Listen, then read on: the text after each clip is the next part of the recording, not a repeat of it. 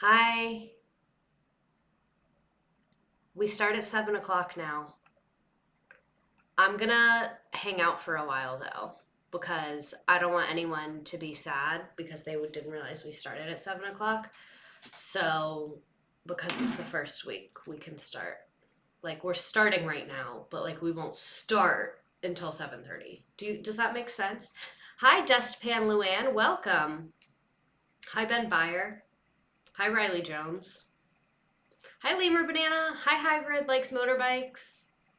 Kristen Wajramund, a slice of bread for you. Crystal, Sabrina Sage. Two of your friends are live. Do I not get to know? More likes can attract viewers. Keep it up. We're living in the Matrix. Just so everyone's on the same page. We live in the Matrix. We are learning about the village's retirement community. Oh my God, Vans died. Pipeline complete. Hi, doing a practice run of my Era's makeup tour while watching. Joining from the front desk job. How was Monday's stream? I missed it. It was okay. I had kind of a bad day on Monday and Tuesday, so it wasn't that good just because I was not feeling good. But yeah. Hi. Hi, Cowpoke Kate. What happened on Monday's stream? So on Mondays, I was just like playing games. Like I wasn't teaching or anything. I don't like how all the curls are going the same direction, but I don't really know how to work the Dyson Airwrap, so whatever. I was playing Disney computer games on Monday. I wasn't teaching. New favorite Wednesday night hobby is taking a gummy and watching you. Thank God. Hello, I've had a horrible 24 hours. I'm so excited. I need this. Oh my God, all of you are so punctual today. I was worried that since we were starting at 7 instead of 7:30, everyone was gonna be like late, but now like a lot of you guys are here, so maybe we will get started. Actually, I told you guys that we would stay and hang out for a little bit before we got started, so that's what we're gonna do. For those of you that are watching the YouTube video, class will start in 30 minutes. We're gonna hang out and chit chat for like the next 25-ish minutes. I would have been late if I didn't get the notification on my phone. No, I saw the notification. It was on site. I set an alarm. Hiding from smog in New York and rhinestoning sunglasses for my bachelorette. Oh, that's fun. Today we're learning about the villages of Florida. Only 57 slides. There's a lot that are really long and multiple slides that have like a deck of pictures in them. So that 57 number is a little deceiving. Also because normally, because we're going to have this 30 minutes to hang out, I was like, we can do a little bit shorter. Got the notification and got to class immediately. I remembered like 5 minutes ago. Philly Sky is very much giving Blade Runner. Oh, I forgot my water. I don't even want to get it because it needs to be filled up, whatever. As a Florida girlie, I love when people learn about this gem of a city. My job changed to summer hours, so I have a whole extra hour to get ready for class. I'm excited. Nice. But I'm going to have to fill up the water, and I don't want to do that right now. You know? I was so close to the villages when I went to high school in Mount Dora. So I have family that lives in Mount Dora, and I found out about this place because my cousin works in like pharma sales, and she goes to doctors' offices to get them to do medic. I don't fucking know what her job is, but anyway, she was telling me about the villages because that's where a lot of her clients are. Like the doctors are her clients. Um, I did drink a lot of water today, though. I firmly believe that having chat time at the beginning of class improves attendance. It really does. Um, I'm in the mid-Atlantic and it looks like every single house burning leaves. Like you can imagine the smoke in the air. You'd think there was multiple houses on fire or something. That's crazy. I'm in South Florida, so you can't say anything here.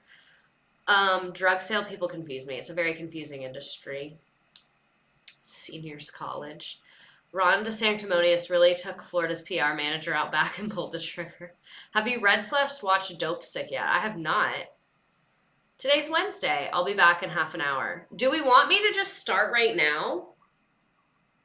I could start right now if you want me to start right now. I was going to give people 30 minutes in case anyone's like really on their 7:30 vibe. But if you want me to start right now, honestly, no, wait. Oh, no, I'm conflicted. A lot of people are saying yes. We just opened a new store in the villages. I can't wait to hear about this. Good to start now. No, I miss the air quality baloney. I'm so sad. Maybe wait 10 minutes. Yeah, I'll wait a little bit longer. I still gotta get home. Oh, where can you see the slides? You can join Twitch. So for those of you on TikTok right now, on Twitch is where I do the class. So like On TikTok, y'all are just getting the visual of me. On Twitch, there's pictures, there's slides, there's like so much stuff on there. So like if you're just listening, I guess stay on TikTok, but Twitch is honestly like a better place to be. A lot of people are really hesitant because they don't want to pay for it, but it's free to make an account. So you can go ahead and make an account on there.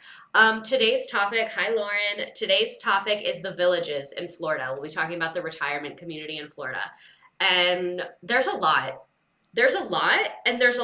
of like legal political stuff that we're not going to get into, but I'm down to get into on another day, but it would literally be like a separate 2 hour conversation because so much happened with that. So I'm like, maybe we can do that in a couple of weeks, whatever.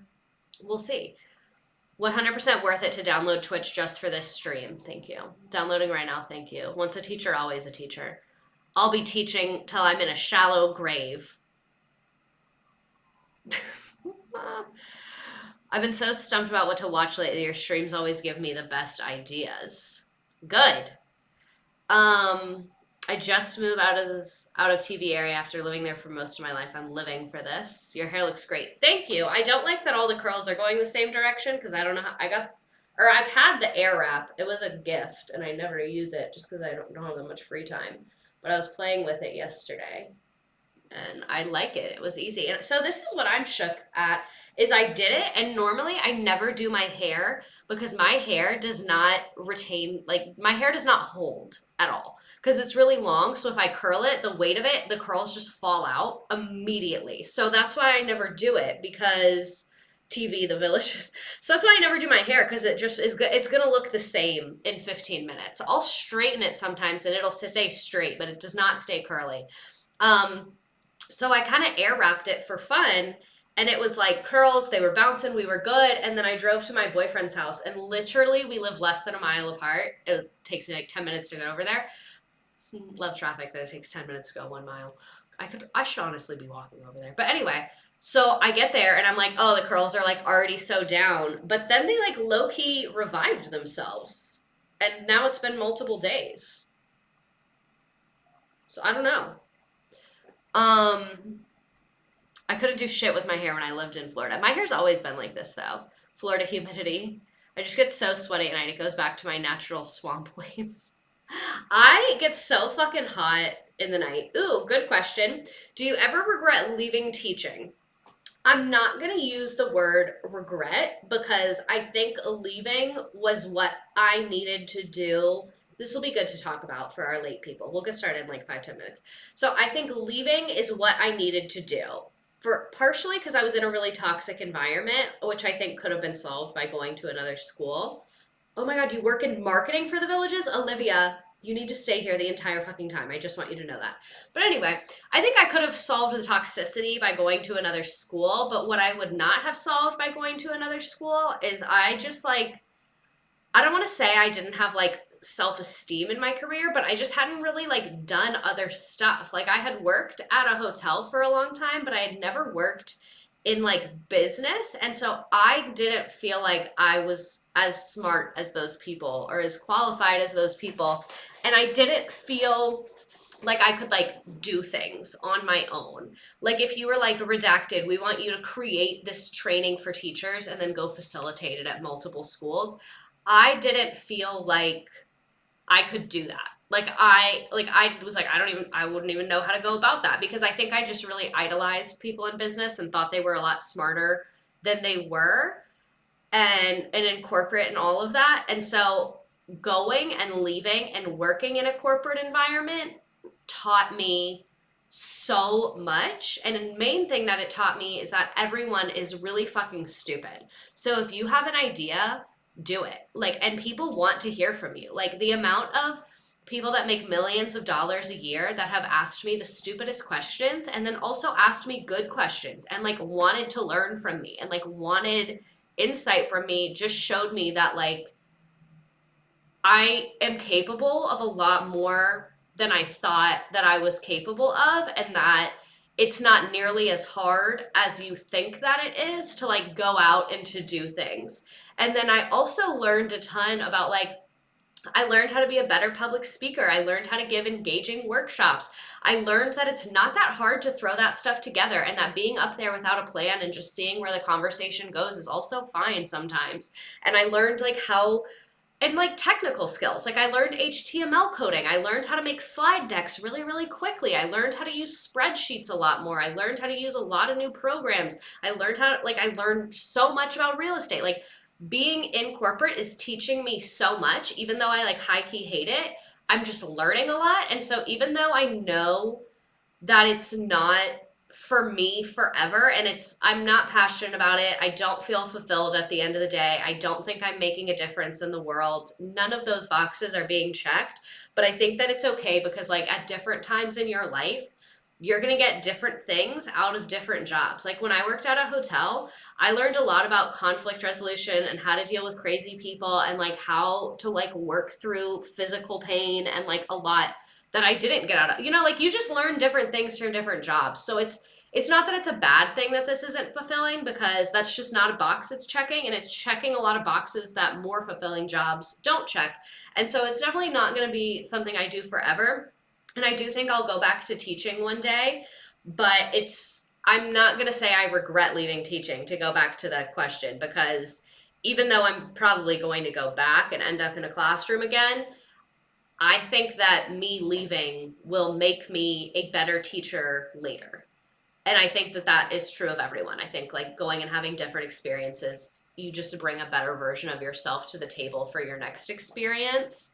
So I don't regret leaving. I do regret like how things went down, and it's very difficult to know that there's people there that like think negatively of me. That's something I really don't like. Um, I had no idea you had planned to go back to the classroom. I've talked about it before. Like right now, the main reason I'm not in a classroom is because of the finances of it. But also Florida's getting to be a like scary place to live. So I don't know what's like on the horizon for me next. I think at some point in my life I'll be back in the classroom though, which I've always said. Nope, not going back. I'm a better person for leaving. Yeah, exactly. Like I think you have to leave to know things. And I still, like I said, even though like being in corporate is not fulfilling me, I don't regret doing this and I don't regret being here because it's teaching me a lot and it's what I needed at this time. You know what I mean? Education is rough. It really is. I do see myself moving out of Florida eventually. It's just getting so, so expensive here. Money thing as well. Oh, what's the skeleton's name? Mike. Plus, you can still give us a free weekly class and can still contribute to your resume for the future. Exactly. Like, and that's the other thing is like being in corporate has helped me a ton on my like internet career because I just like I said, I've gotten more confidence and I've gotten more skills. Like I started making thumbnails for my videos because I really didn't realize how important that was until I got in this environment where like it's real estate, social media is part of the business. And I kind of like learned that and like learned how to do that effectively. And then also like when I was first doing this, it took me a lot longer to research for this. Like this has made me learn a lot. So like I don't regret leaving, I guess is my final answer. Come to MD. New legislation will have every teacher's salary starting at 60K per year by 2025. Exactly. That's the thing is like as much as I love Florida, Florida has proven to me again and again that it doesn't prioritize education. So if I want to teach again, I don't foresee it being here because it's just going to be like same shit, different building, I think. And I think if I do decide to go back to the classroom, I should do it in a place where it's going to be a better environment, if that makes sense. What makes you more money? Us watching this on TikTok or watching on Twitch want you to get paid? Um,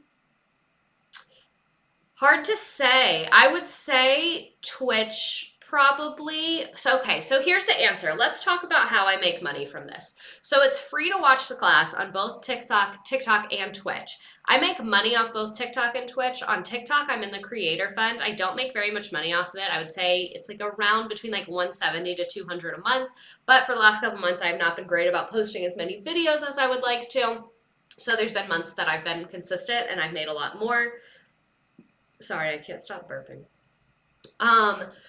So I usually make like 175 to 200 a month on TikTok from the creator fund. And then on Paris Hilton's Chihuahuas subscribed, perfect timing. And then on Twitch, I make more, even though I have a lot less followers on Twitch. And the reason for that is because on Twitch, I'm not making money off of the views. Because on TikTok, you get paid per view, not per view. It's like per 10,000, a couple cents. Like, I don't know what it is. But on TikTok, it's pay by people watching your videos. On Twitch, I'm getting paid by people subscribing to me. So on Twitch, I make more money because it's kind of like people are choosing to give me money directly. So I can't really answer the question, like, do you make more off me watching on TikTok or Twitch? Because I make more on Twitch, but like you just watching it, it doesn't really make a difference. So I would say, yes, I do get paid from Twitch ads. It's like a pretty I wish I could show it to you, but I not you'd like be able to see all the login information, so I can't. It shows me like a graph, and the majority of my income comes from Prime subscriptions. If you're an Amazon Prime member, you get free subscriptions, so you can like connect your Amazon Prime account, link it, and you'll get a free subscription, and you can watch, and then I get a little bit of money. But again, like you don't have. How much do you get per Twitch subscription? I can't remember. It depends. It's different between Prime. I get more if it's not an Amazon Prime, but it's not that big of a difference. And it's like a few like I think I get half. I think that's what it is, but I'm not 100% sure. And Patreon. Me and Fraz have talking about money gives me violent anxiety. To me, that's one thing I'm really grateful for my parents for is that like I really don't have any anxiety about like talking about money or asking people about money. There's actually been a lot of times I've asked things and someone's later been like, hey, that was really rude. You shouldn't ask people that. Because my parents have always been super open about money with me, like super open. And they've always been like owning their own business. And so they've always just been very open about finances with me. So to me, it's like not taboo at all. And to me, I think it's actually disrespectful to not talk about money. I think like transparency is more respectful. I hate the like, oh, you can't ask people how much they make. Like, I think that's obviously there's time and a place, but you get what I'm saying. I'm about to finish the agriculture education bachelor's in Texas. Do you think a master's is worth it? So I think a master's.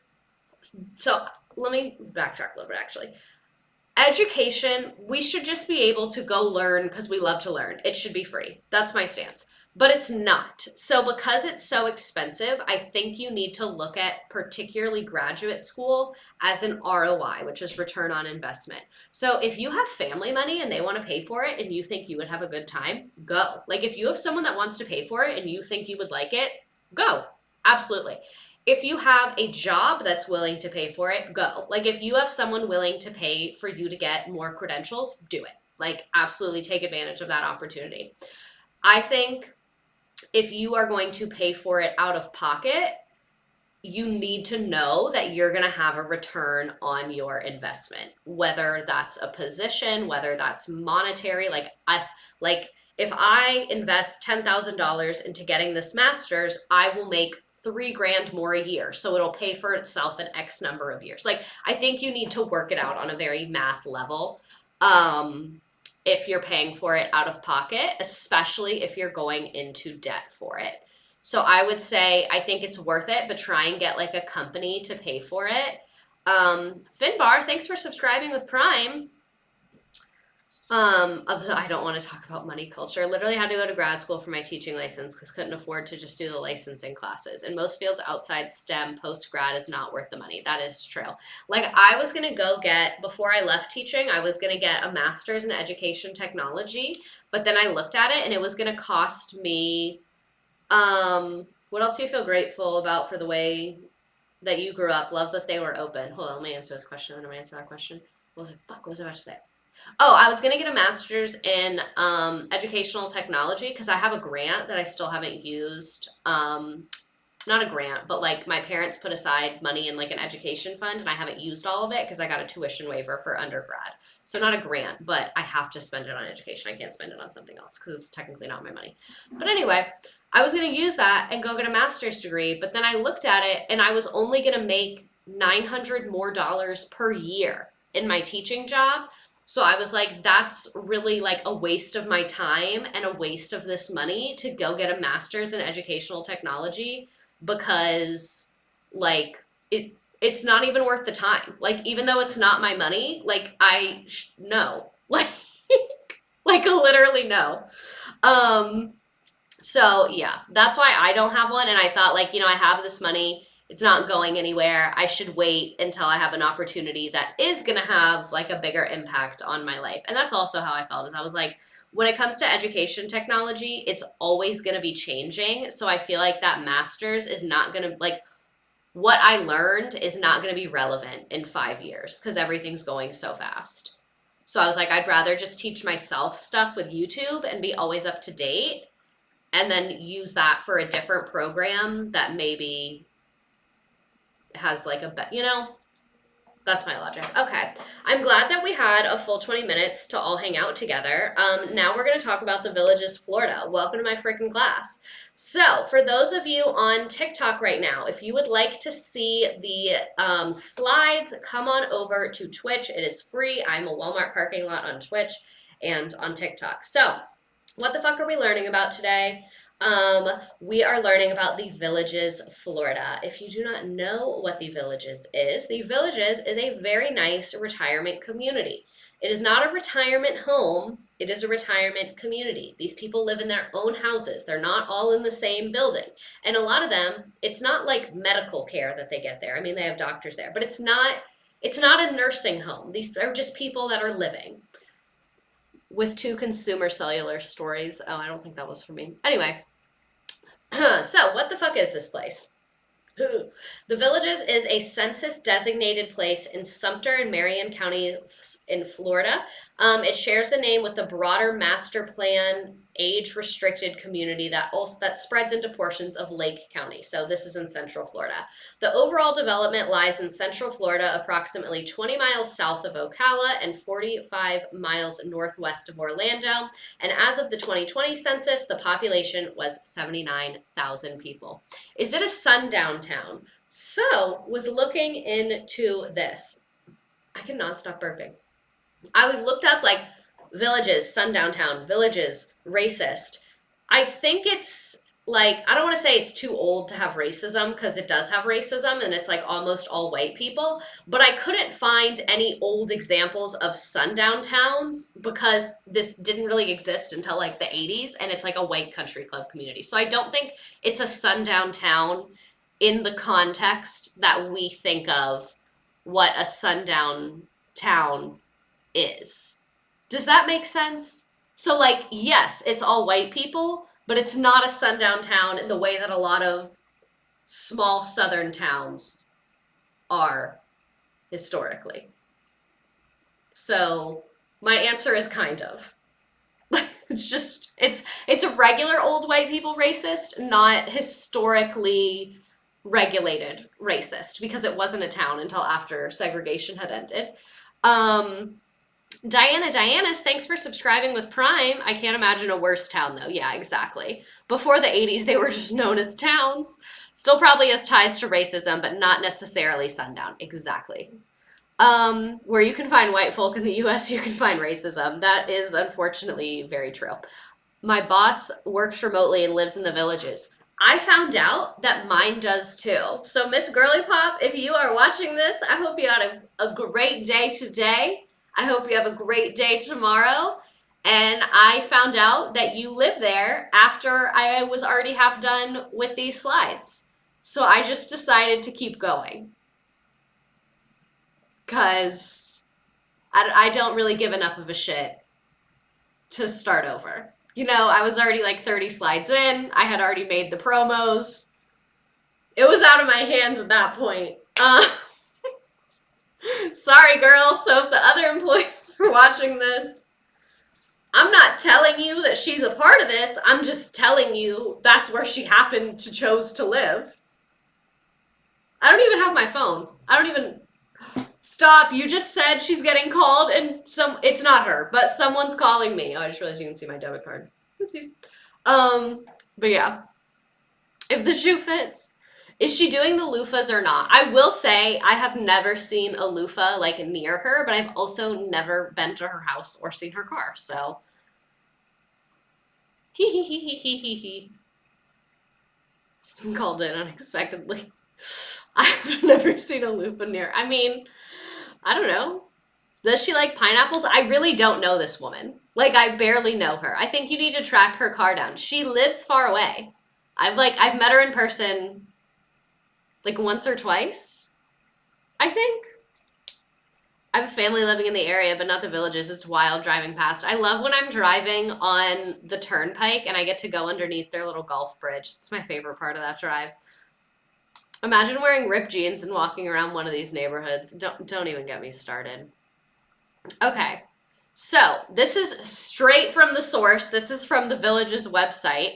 It's a pretty special place. The Villages is a collection of quaint retirement neighborhoods located in the heart of Florida, nestled between two beautiful coastlines, ports of travel, and theme park. Each neighborhood is unique in its charm and personality and connected in ways where all the lifestyle is here for you to enjoy. It's just a golf cart ride away. Someone asked, they're not near the beach. They are in Central Florida, but it does not take that long to drive from coast to coast in Florida. It only takes like 2.5 hours. So that means if you're in Central Florida, you're within like an hour and a half of the beach. So they're definitely not on the beach, but it's not like going to the beach for the day is like fucking otherworldly for these people. I guess it would depend which part they're in because it's a big place, but like an hour and a half to the beach.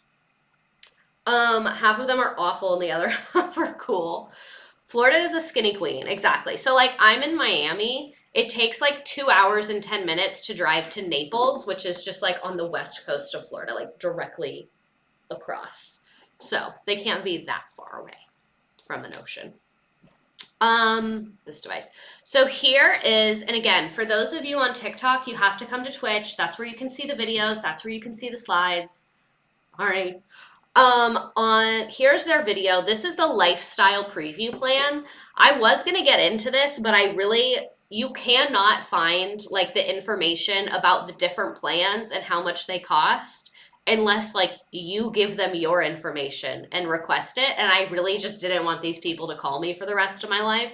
And you have to put your birthday in there. So I debated asking my dad to do it because he would, but I didn't want him to be getting emails forever either. So I was like, instead of going through how much all these different little plans cost, let me just show you this YouTube video so you can see the vibes.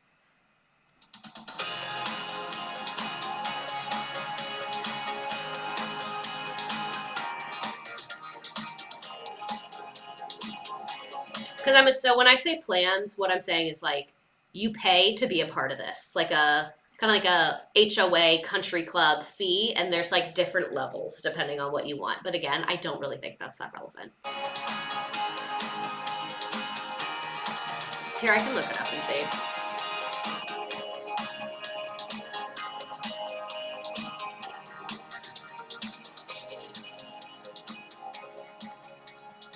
Come stay and play with us here in the Villages.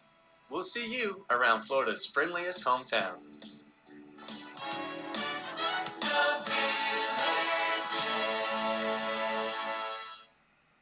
Okay, so a lot of times I have some answers on pricing, not all of them, but it seems like it's between like 110 to like 280 a month, depending on what amenities you want access to. And then you can add children who can come with you as visitors. There's like a deal if you're a couple. Like it's a kind of complicated system, but just to give you general context of the pricing.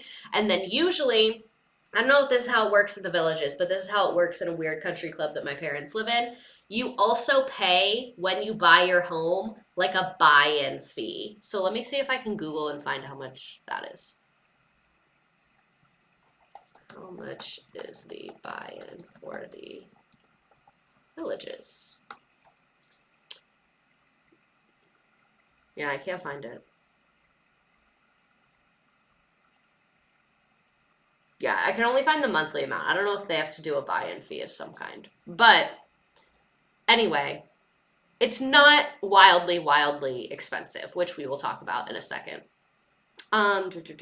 The one up by me is 150K buy-in. Let me ask my mom. My great aunt lives there. So a few notes from the video. Florida's friendliest hometown. I have a really specific problem with that little slogan, and my problem is that it's a retirement community. So what do you mean a hometown? For almost everyone there, it's not their hometown. Like that's That's the property bond. Some have already been paid out. Further north is less expensive. Interesting. Did you mean 200 or 200,000? No, it's like $200 a month. Like that's what you pay per month to get access to all this stuff.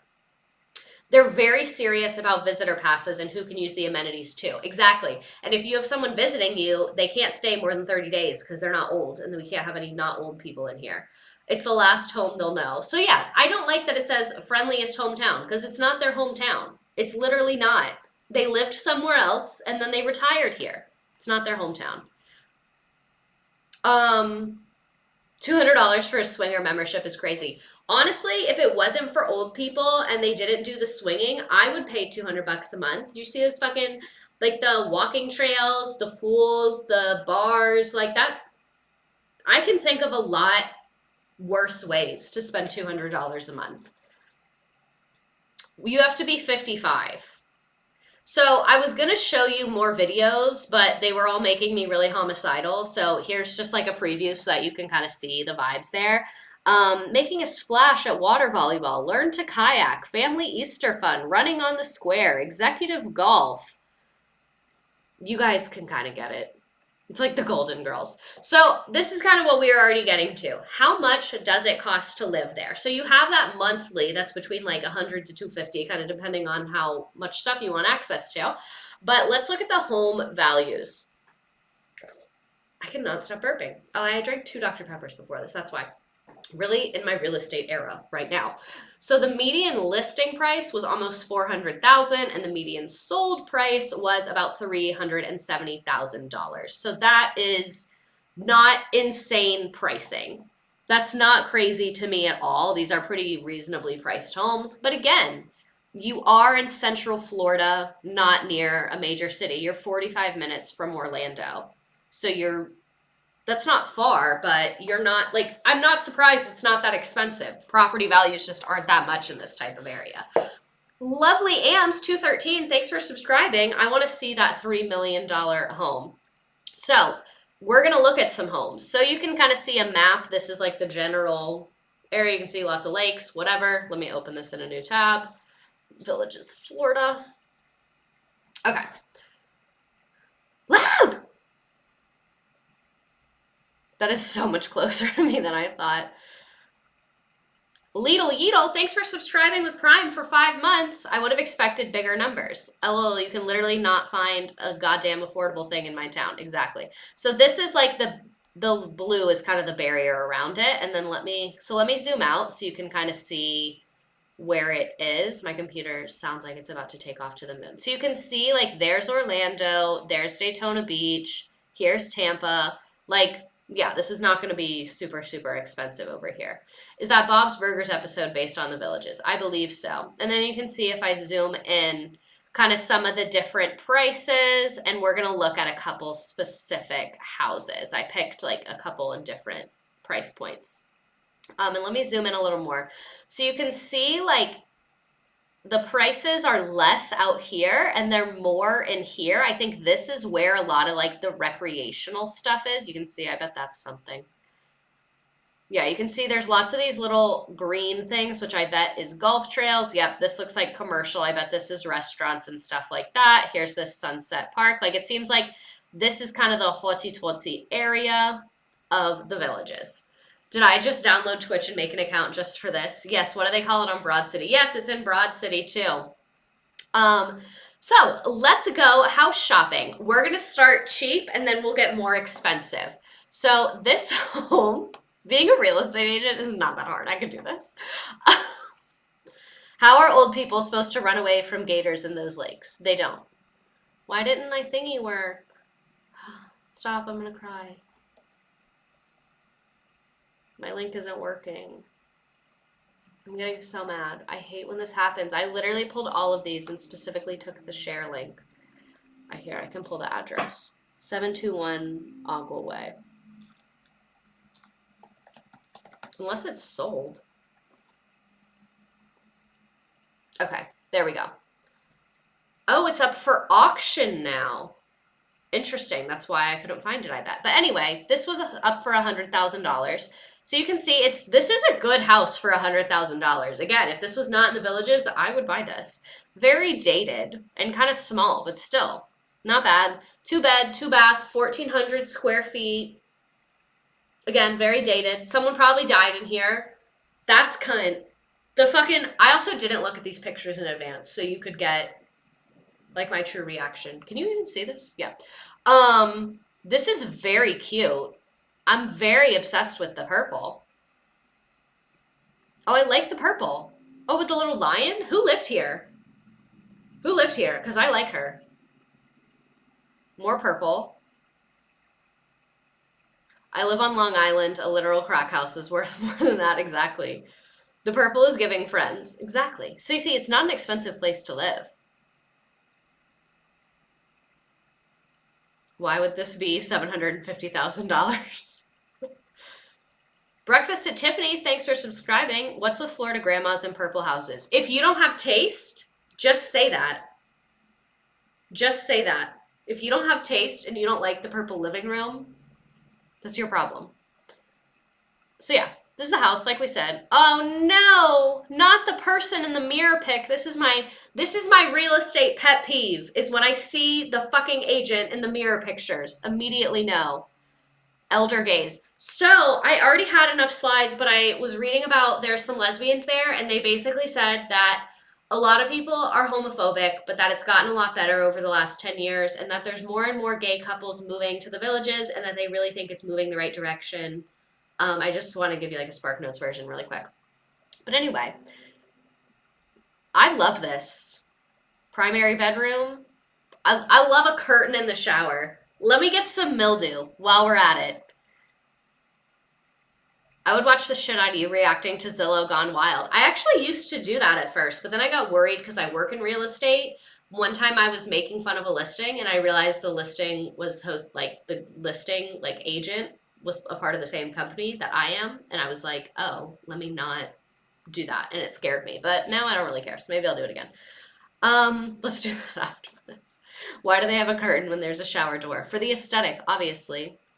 But yeah, anyway, this is a $100,000 house in the Villages, just to give you some context. Let's see if this fucking link works. None of them worked. That actually makes me so mad. 483 Yarborough Way. Good thing I haven't restarted my computer. Okay, so this house is a little more mid-range price. This is $457,000. So again, the average price was around $370,000. So this is on the nicer end. It is 3-bed, 2-bath, 1,700 square feet. So bigger than the last one we are at. And let's look at some pictures together. So you can see, you can already tell it's nicer and larger than the other one.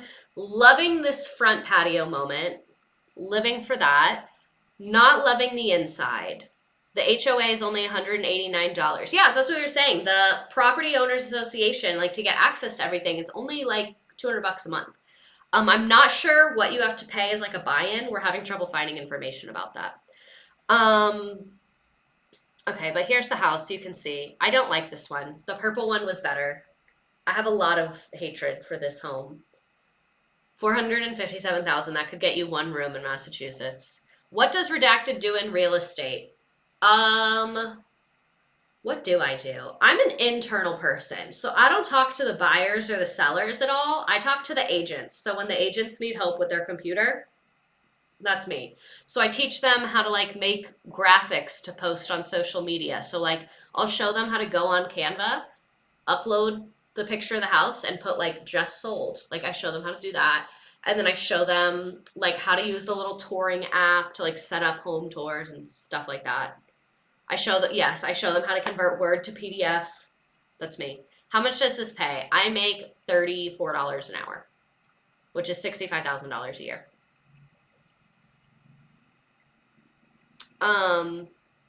I feel like this place is crawling with Depends, Trump supporters, and chlamydia. Oh my god. But anyway, here's more pics. Kitchen is much more updated, but this is what $450,000 will buy you in the Villages.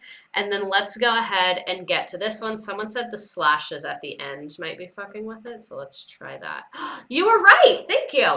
This house, I could not find the $3 million one. I think it must have already sold. But this is 2.1 million. It is 3 bed, 3 bath, 3,000 square feet. So even though it doesn't really have more bedrooms and bathrooms per se, it's a lot bigger. Open, please. So you can see it's on the water. We love a sunset pic. Oh, this is weird. Oh my God. Look. How do you... It has like, oh my God. Okay. Floor plan, 3D home. This is crazy. Debbie Roberts, you are one good fucking agent. Look at you. Okay. See, when agents are going to get that commission, suddenly they're very competent. Suddenly they know things. I love a floor plan. So this, look, do you see how it's showing us where we are? Oh, I'm obsessed with this, and it's showing us how we're looking. This is very sexy of a real estate listing. Like, great job, 10 out of 10. Can't have small dogs. There's gators. Why would someone need a 3 bed, 3 bath, 3,000 square feet? Honestly, I love that because it's like, yeah, I have all this space. Nope, no guest room. You cannot stay with me. I love a house with no guest room. Get out. It's huge though. It has a pool. I mean, for $2 million. This is huge. This is gorgeous. We love the walk-in closet. I hate that kind of glass, the little boxes, very outdated. This TV is way too high. How would you even watch that? Very upset about that. Love the bar and the shower for stability. Nice house. Big house. Nice house. Nice pool. I like that it has the covering so you don't get bugs and leaves in your pool or alligators. That is very nice. One of those rooms is the sex room, Avi.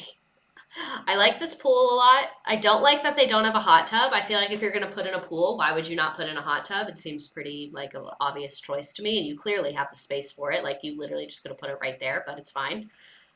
There's an age minimum. It's 55. There's no age maximum. Love an outdoor kitchen. Love an outdoor kitchen. Love. They added the 3D floor plan tracker to Zillow not long ago, a chronic Zillow user. So then you have your backyard. I love that you have a pool and you still have a backyard. That's great. And then it's on the water, this kind of like marshy lake. But yeah, so that's what $2 million will buy you in the Villages. So let's look at some demographics. Who's here? How much money do they make? Are they married? Let's get into it. I love that we had the census in 2020 because now we have all this lovely up-to-date information. I need to make this. There we go. Can you still see me? No, it's getting cut off. Whatever. I should not have done that. I always get mad at myself when I do that. I always fuck with the screen size, then I can never get it back to how I wanted it. Okay. So, there is 85% of people over the age of 65. 97% of the people who live there are white. There are 5.1% of the people there are foreign-born, meaning immigrants. There are 44,000 households. The median rent, I don't think there's too many renters here, is $1,500. What else is interesting here? Households with a computer, 94%. Love that for the old people. High school graduate, 97%. Bachelor's degree or higher, only 42%. So most people here do not have higher education. In civilian labor force, 11%, so I guess that means most people are retired. Median household income is $67,000. And then, yeah, that's pretty much all of it. But you can see, that's kind of the vibes there. That's who's there. That's what's happening to them. So like our entire Senate could live there? Yes, exactly. So it's a lot of white people, it's a lot of old people, it's a lot of retired people, and it's a lot of not very educated people. That's who was there. So one question that's I think someone already answered, are there schools there? Yes, there are schools there. The following school listings are primarily for tax-based purposes only, as the Villages does not allow full-time residents under the age of 19 except in 3 family unit neighborhoods or by exceptions granted for hardship cases. The portion of the Villages located in, and then it goes through all these different schools. I don't really, Leesburg High School, Wildwood Middle High School. Yeah, there's schools. There's public schools around. But you're also, keep in mind, in Central Florida, so the schools are really far out because it's a rural area. Although children cannot legally reside in most of the neighborhoods of the Villages under most circumstances, the Villages charter school, so they do have a local school within the Villages. The Villages charter school is K through 12. And children can attend the Villages charter school if one or both of their parents works for the Villages or for a business located in the Villages. Children of residents who reside in the family unit or granted by exemption do not automatically qualify for attendance based solely on their attendance or on their residence. So I'm not really sure what the deal is with these family units, but it seems like you got the old people neighborhoods that are strict old people, and then they have some other neighborhoods as well. I'm guessing for people that are employed there and things like that. And they do have a charter school there for the kids to go to. We're not going to get into charter schools right now, but for anyone that doesn't know, a charter school is basically a school that is run by like a company or like a nonprofit or like not the government. The school is not run by the government, but they receive government funding as like a weird workaround. We're not going to get into the details of it. So let's go ahead and get into the history. In the 1930s, a man named, I think his name was Harold Schwartz, but his last name is Schwartz, worked as a traveling salesman selling product for his father's tailoring companies until it was forced to close due to the Great Depression. And then in 1947, Schwartz began purchasing radio stations, including several border buster stations in Mexico. Many of these stations, located just on across the border of the United States, operated without a proper licenses. Schwartz is credited with the discovery of the famed disc jockey and radio personality Wolfman Jack, employing him at his Tijuana, Mexico radio station in the 1960s. So this traveling salesman turned Mexican radio owner is who created this. In the 50s and 60s, Schwartz operated a thriving mail-order real estate business, selling plots of land in New Mexico and Florida to customers around the country until federal law banned the practice in 1968. I'm on the Mexican radio. But anyway, what's the theme of the topics you choose? Second time here. The theme is that I want to talk about it. That's it. But anyway, in the early 1970s, so the real estate mail by order. Before the internet, you could buy property through the mail. Like they would send you pics and like maps and stuff, and you'd be like, I want that. And then you'd give them the money, and then you were the owner through the mail. But then the government banned it because a lot of people were getting scammed. So that's like kind of reasonable that they banned it. So then when they banned it, in the early 1970s, Schwartz turned his focus from that mail order land sales to land development. Land sales means like I'm selling you the land. Land development means like I'm buying the land, and then I'm like, you're missing a huge talking point about the Villages. We literally just started, and I'm on slide 16 of 57. So everyone stay calm. So, I'm hungry. But anyway, land development is like you buy land and you change it in some way. So maybe you like build on it, you put grass, whatever. You're changing the land in some way. So, along with his business partner Al Terracin, they founded the Orange Blossom Gardens, a mobile home park in Central Florida. This is on the game. It used to be a mobile home park, and it was called Orange Blossom Gardens. They used land left over from his mail order land business, which Schwartz began selling homes to retirees. Initially, sales were slow, with only about 400 homes being built in the original development. So,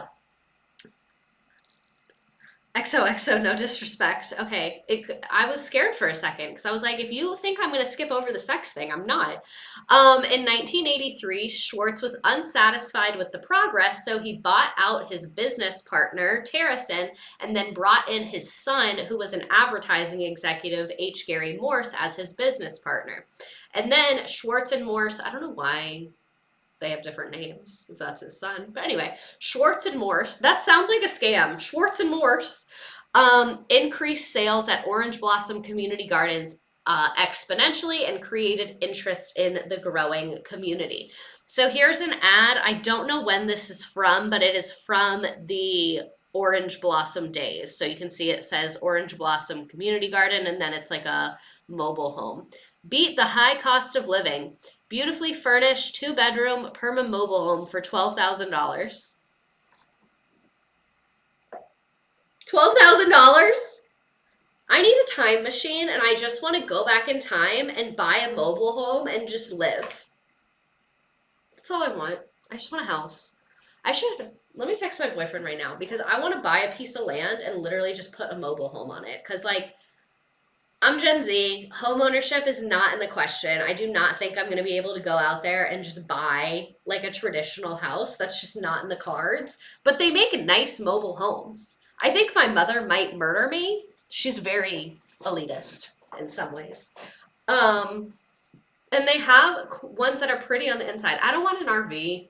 I don't want to deal with like the mechanics of an RV.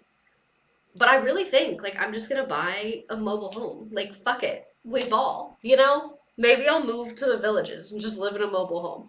So Morse noted that thriving retirement communities such as Del Webb is like one of the OG retirement communities. My parents don't live in a Del Webb, but they live near a Del Webb.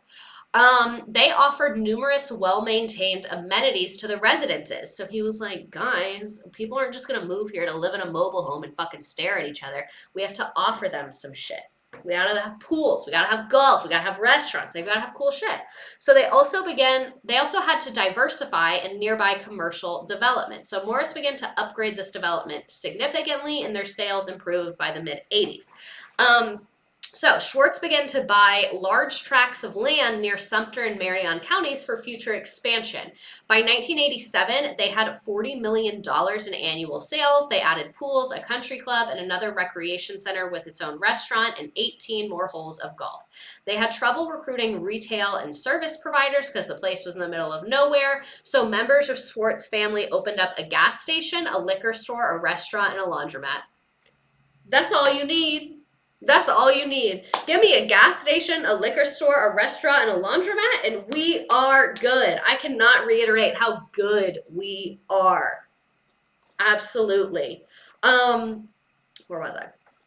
Development started to spread to the west side of Road 441, and by 1989, there were 17 neighborhoods with their own rec centers and pools, shops, restaurants, churches, golf courses, medical facilities. This is important. They also have their own media. So they have their own newspaper, radio, and TV stations. Also, someone earlier asked me if I would ever do a 9/11 stream. No. I'm sorry. I want to, but I don't like to talk about anything that I don't feel comfortable joking around about, and I think that a lot of people would get mad if I joked around about 9/11. Which, speaking of 9/11, so to me, like, I almost said I'm 21. I'm 25. I'm 25, so I don't really remember 9/11. So, like, when people make jokes about 9/11, like, they don't hurt my feelings because I'm like, eh.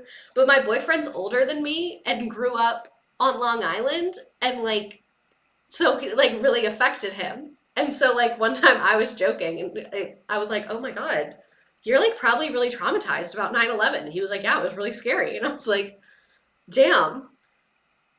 That's like very traumatic for you. Like that's your COVID. Like that's your COVID. You know? Having lived in that area at that time, it would be triggering. Exactly. I didn't make a joke about 9/11 in front of him, but I was about to, and then I was like, and then I just asked about it. So they were talking about 9/11 in some show. My dad is FDINY, and I was in FD Fire Department, New York, and I was in first grade. Except he had 9/11 and COVID. His frontal lobe was done when COVID happened. He's fine. Okay, but anyway, back to this. I thought of 9/11 because when it said, like, they have their own media, I was thinking, like, another 9/11 could happen, and if the villages didn't report it, these people wouldn't know. Like, they're in their own little island, and they wouldn't know. Okay, where was I? Okay, so in 1992, Morris officially changed the overall development name to The Villages, and the development is still Sorry. The development is still controlled in all significant aspects by descendants of Schwartz and Morse. In the early 1990s, the villages had more than 8,000 residents, 3 golf courses, and the first Winn-Dixie supermarket opened, 4 restaurants, and nightly dances were held in a tent. I'm thinking like a wedding tent kind of a vibe. Winged about losing power during Katrina to a friend I didn't know lost her house to a relatable. Exactly. Do you share these slides with us? I want to show this to my grandmother who loves to go dancing at the villages. Normally I don't, but I'm going to put my email in the chat and email me and I will send it to you. I don't share them, not for any reason, just because I don't really have like a great way to send them out, but I can download it as a PDF and I can send it to you for sure. And this will also be on YouTube. Grandma knows. You are welcome. Just email me. It might take me a day or two, but I promise I'll send it to you. Okay, so back to the villages. So expansion. So that's where they were in the 90s. They've been kind of doing their thing, whatever, living their best life. It's been a big area. You saw lots of people there. They have stores, they have restaurants, they have dances, whatever. Then in January 2017, the holding company of the villages announced the purchase of 8,000 acres of land south of Florida State Road 44 and around the villages in the southern Oaks and Fenny. In spring 2017, they announced the planned acquisition of 2,600 acres north of some more land. The deal passed due to diligence by the Leesburg. So this is literally just like the county slapping themselves on the ass from this article. The initial plans call for the building of approximately 4,500 homes with some commercial development also being planned. And according from data from Arcol, the holding company of the villages sold 2,231 homes in 2017, a 13% increase over 2016, and the villages was the top-selling master planned community in the United States in 2017 and one of only 4 communities to sell more than 1,000 homes. So this is a very important place. It's literally, yes, Nicole, it is Disney World for old people. The villages also claim the title of best-selling master plan community for the decade with 24,000 new home sales from 2010 to 2019. And then January 2022, Real Estate Advisors named the villages the top selling planned community for the 9th consecutive year with 4,000 homes sold in 2021 and a 63% increase over 2020. So these people did fucking great in COVID. Florida real estate like skyrocketed to the moon in COVID, and the villages is no exception to that. Because a lot of older people like who lived up north, they want the warm weather, they're not able to go to all these things. A lot of people that are anti-vaxxers like Florida because they didn't have to wear the mask and more things were open, and people that are kind of like COVID deniers. I don't want to say anti-vaxxers because some people are against vaccines, but they do think COVID is real, but these people don't think COVID is real, and some people don't think COVID is real but got the vaccine, which is very confusing to me. But anyway, a lot of people moved to Florida. The villages benefited greatly from that. So I want to show you a map from their website. See, I told you, even though we don't have that many slides compared to what we usually have, there's like a lot going on. So here's their interactive map on their website. You can see it's a very large place. And it is Disney for old people. We will look at the photos and they have like buildings that look old, but it's like the cracks are drawn on there and they have like Spanish style architecture, but like they just built it. Oh no, what did I do? I think I need to make this bigger. God damn it. Did I just break this? Okay. Oh, you can't see me now. I'll bring it back to normal in a second, but I just kind of want you to see this. So you can see it's a very large place. I'm zooming. This map like high key sucks. Okay, so Brownwood Paddock Square. Holy shit. Oh my god. This is even more. Five Guys, Rustic Rose, Tommy Bahama, Prima Italian Steakhouse. That's a chain. Oh my god. So like, look how many parking spots there are. This is so dystopian. But here's a big thing. Street of Dreams, whatever the fuck that is. Home Design Center. Nice. Retail. Insurance, a bank. Sales and Information Center. Pharmacy. Restaurants. This like This might be the white woman in me, but I think I could have a very nice time here. Can Okay, can we at least all agree that this is like the worst map we've ever seen in our goddamn lives? None. There we go.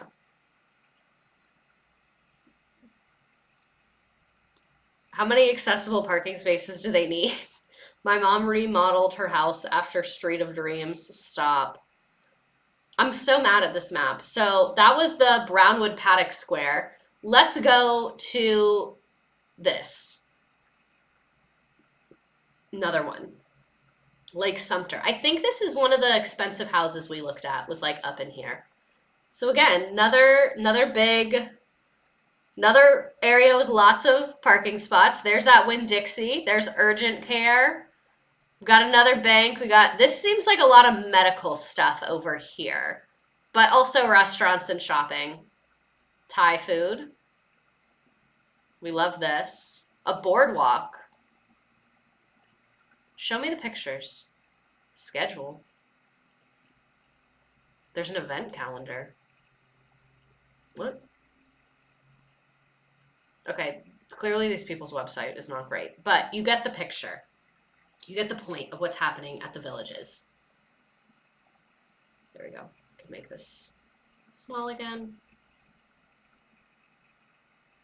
Not that small. A little bigger. Is that better?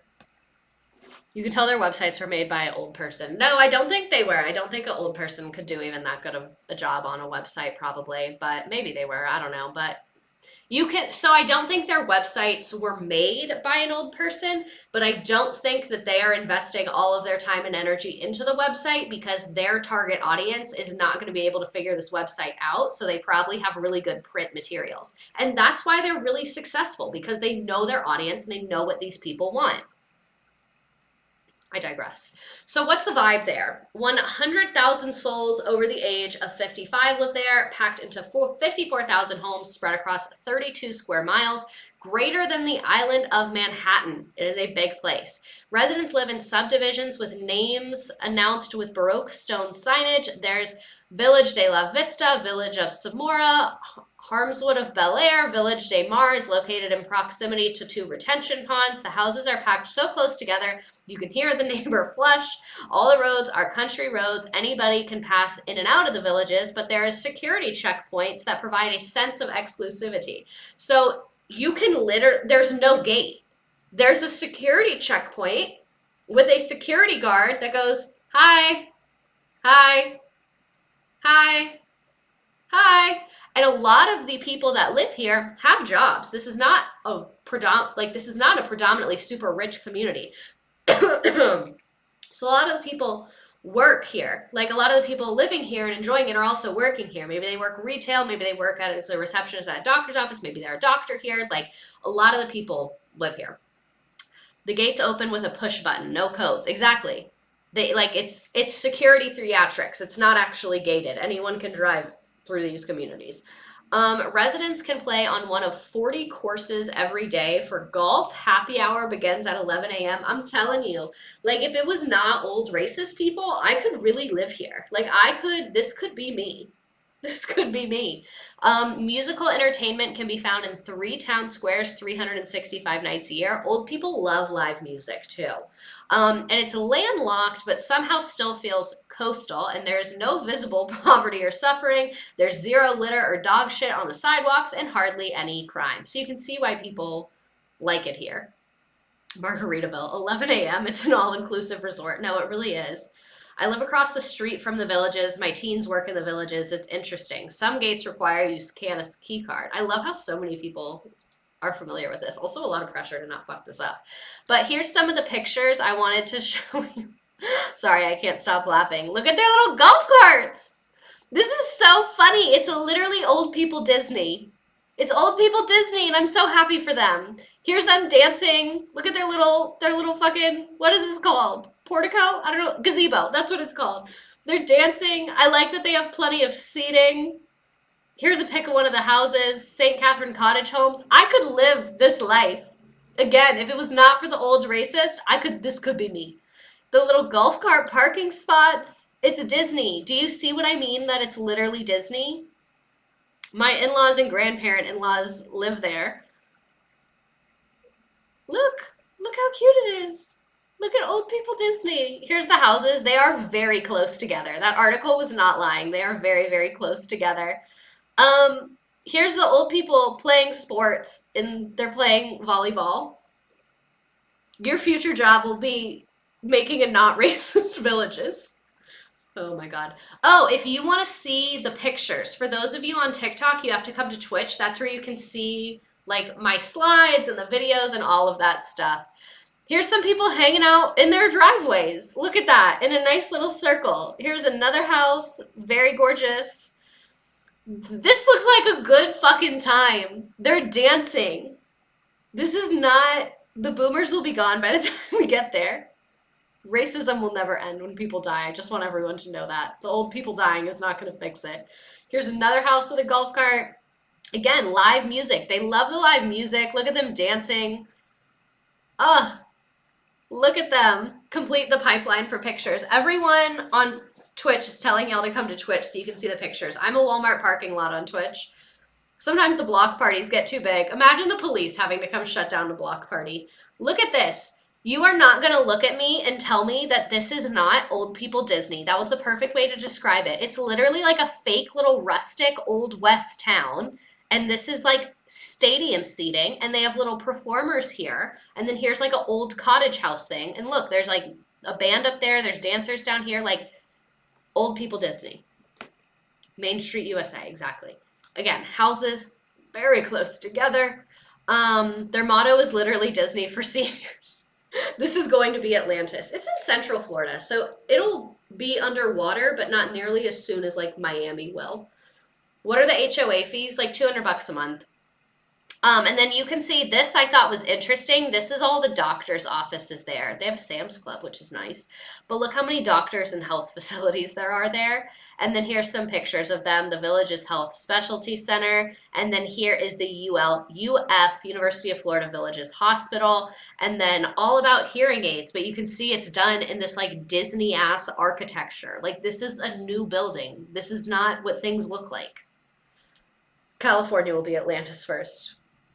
I'm moving there. You convinced me. Gen X moving in. My grandpa spent $27,000 on his golf cart for the Villages, as he should. Kink shit, period. So this is from, a lot of what we're going to read is from a BuzzFeed article of a guy that stayed there for a few days back in 2014. So he said, we approach a restaurant called Katie Bell's in Georgia. A restaurant called Katie Bell's in Georgian, called Katie Bell. Oh, I see. The restaurant's name is Katie Bell. The guy he's with is Georgian. Georgian tells me that every so often they host a Mamma Mia brunch at 7 a.m. At 7 a.m., a bunch of ladies file into the restaurant and watch a Mamma Mia. I want to live here. The cost of admission includes bottomless mimosas. Bottomless mimosas at 7 a.m. right after watching Mamma Mia. I can already see all of these old ladies getting absolutely fucking sloshed and just singing Dancing Queen with their whole fucking heart, with their whole spirit. Like, let's all just stop. Let's all move there. They can't stop all of us. Whenever a musical number comes on, we all get up to sing and dance. People, this is like, this part made me happy. People here have no inhibitions. We don't have to worry about our kids feeling embarrassed by us.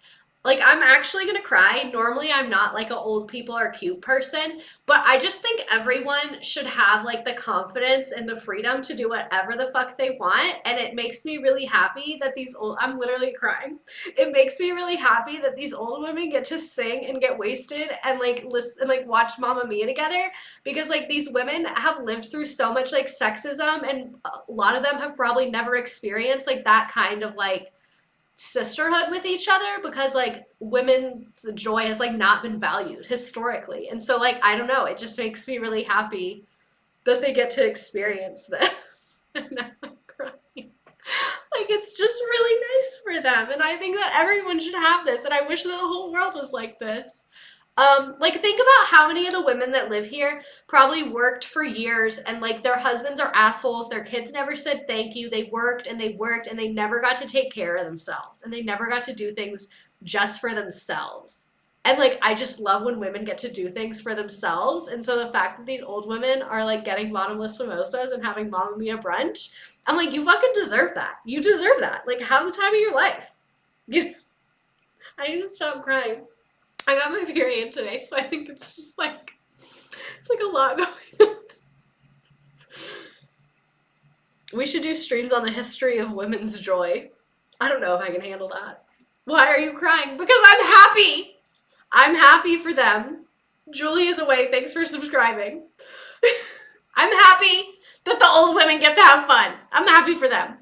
I think the old men should not be having fun. I think the old men should be apologizing to their wives. Okay? But anyway, Georgian pulls me into the Barnstorm Theater, the town's multiplex. The exterior is done up like an old barn. So stupid. See, that's what men get. They're like, I want an old barn movie theater. Go to Mamma Mia brunch. The movies are listed on a marquee wrapped around a corrugated aluminum water tower. The interior is all dark wood and low beams. The hayloft is decorated with bales of straw, a old spinning wheel, and a butter churn. Ain't nobody here making their own butter.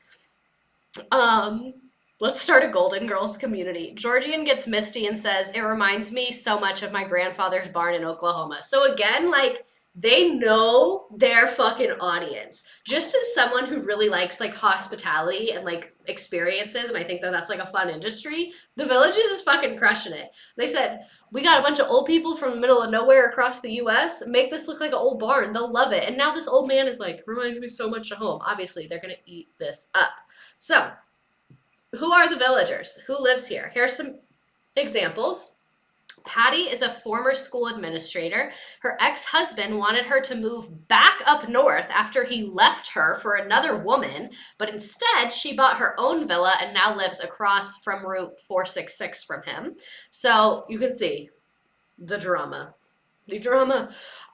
When Gen Z and millennials get there, they'll have to turn it into a blockbuster. Stop, they will. When we're at the Villages, it's gonna be blockbuster. I'm scared. That was like very meta.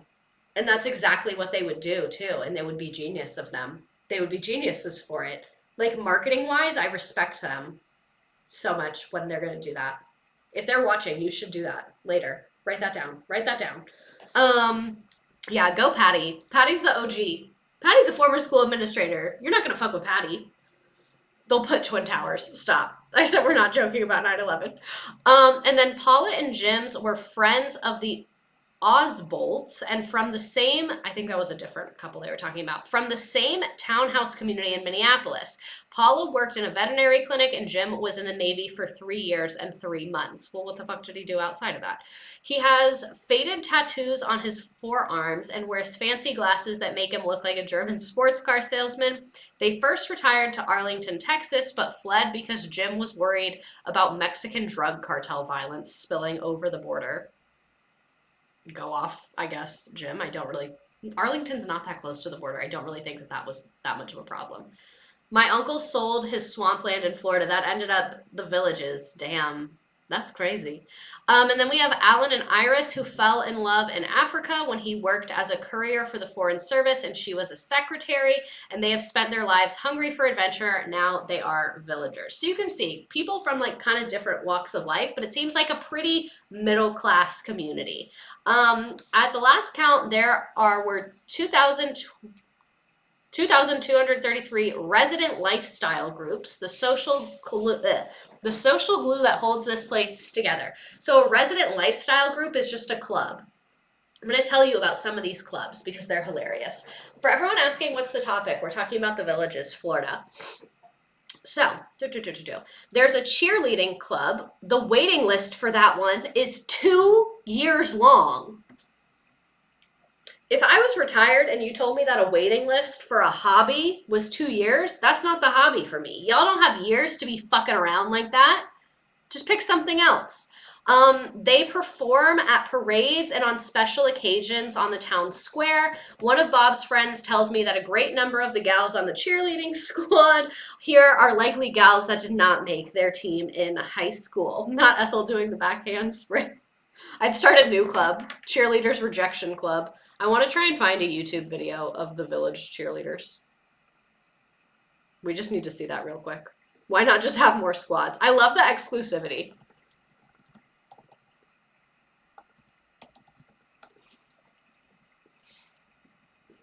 Okay, go off. Do we want to watch August 2022 or the Cinco de Mayo? I'm going to go 19 minutes. There's also village belly dancers. I want this to be a community just for women. Actually, no. Because, like, if I was old, I would want my man with me. Only the clubs are for women. The men don't have social activities. Gotta wait till someone dies. Okay, let's watch the Cinco de Mayo. 2 years ago. This is May 2021. The height of COVID. Not a mask in sight. Not a mask in sight.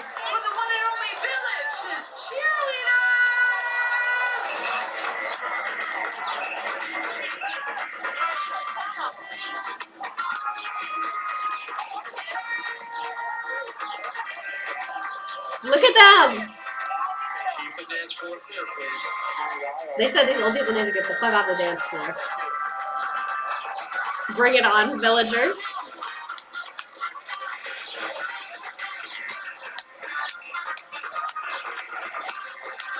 The way they're crushing it, I'm literally so happy for them. Half these people are dead. Shut up.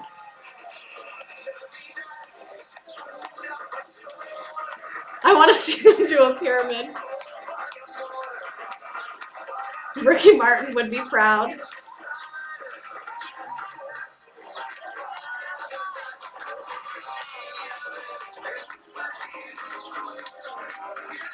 Because keep in mind, it's 55 plus. Like, my parents are in their 60s and they be doing shit. This is the worst video quality I've seen in my life. This is so funny. What are they going to do when the beat drops? That. The pom-poms on the shoes. Reliving Bama Rush. Not the lady with the tiny dog. Halloween costume idea. Village cheerleader.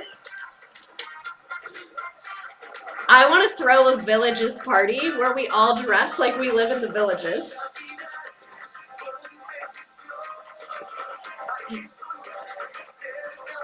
This is far whiter than I expected. It's 97% white. What did you expect? Where's the energy, ladies? Y'all are not acting like there is a 2-year waiting list, because I will cut you from the squad right fucking now, because Patty down the street is ready to fucking go. She's been doing yoga for 20 years. She can beat the shit out of you.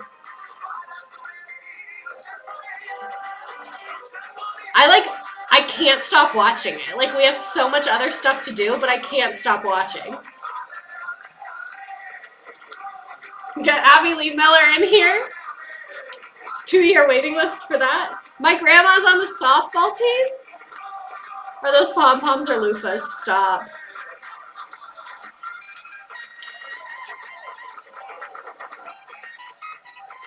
So what do they call themselves? The village people? Villagers.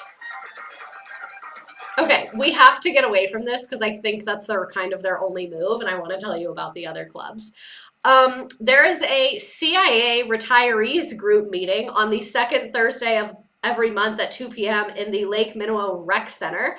I will be going to this. I'm going to be like, y'all were active in the CIA right after, like y'all were there 70s, 80s, 90s? Let's talk. Because I have questions. So the fact was not very CIA of them to give their exact meeting schedule and location, because now I will be coming.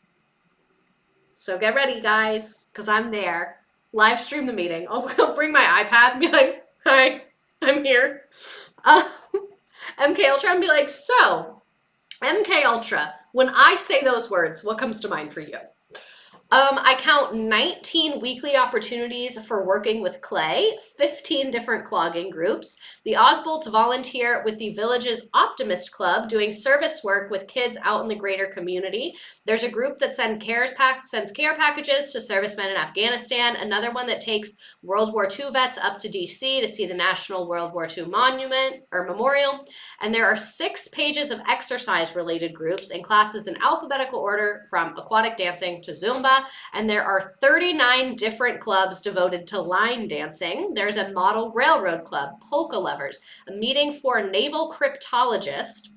One of Bob's old army buddies plays in multiple softball leagues, and him and his wife plan their yearly schedule around the playoffs. See what I mean? Like, is smoking allowed? I would imagine they have rules around smoking in like public areas, but I'm sure like on your own property it's allowed. Georgian says that what you did on the outside doesn't matter. Everyone here is equal. People with a $77,000 house have the same access to stuff as people who own a $2 million house.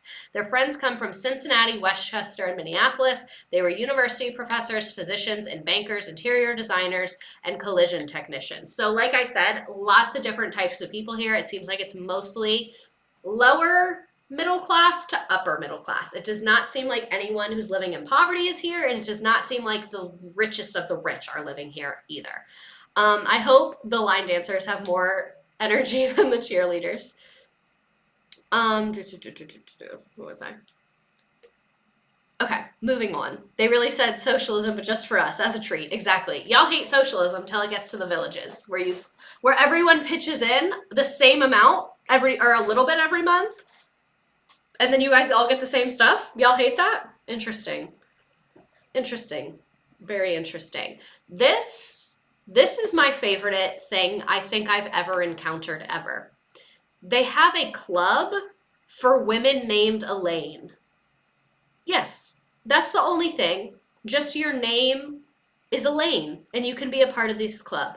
The groups cover everything that comes to mind, including one club called Elaine is Our Name, whose members all have the first name of Elaine or a derivative such as Elaine or Ilana. We have up to 90 members, says Elaine Basti, who founded the club 3 years ago. Currently, I'm dying. Currently, we have a core of 30 members and only one member whose middle name is Elaine. She understands at the meeting she is called Elaine. I would have loved to seen this woman trying to join the club. Like, do they wear name tags at the Elaine Club? 30 Elaines. Why is Elaine such a hot name? So I think it's kind of like Elaine must have been a super popular name in like the probably 40s and 50s, because there's other names that were like Elaine is going to be like the Emily of the 90s. Just how there's so many people our age named Emily, I think Elaine was just a very common name at that time. And like in my mom's age range, like women in their like, I would say like 50, like 40s, 50s, some women in their 60s, but not really. Lisa is a very common name. My mom has so many fucking friends named Lisa. And one time I went to an event with my mom and there were like 80 name tags that just said Lisa. Or Donna. Donna is a good one. It's Ashley for millennials. Exactly. So the Elaine Club. Here is the village's baton twirling club. I can already tell from this photo, they have more energy than the cheerleaders. There's so many 50, 60-year-olds named Lisa. Everyone's saying their mom's name is Lisa. That's funny. I have 3 Aunt Lisas. This shit looks like the skit on Mean Girls. So here's the baton twirling club. Here's some people.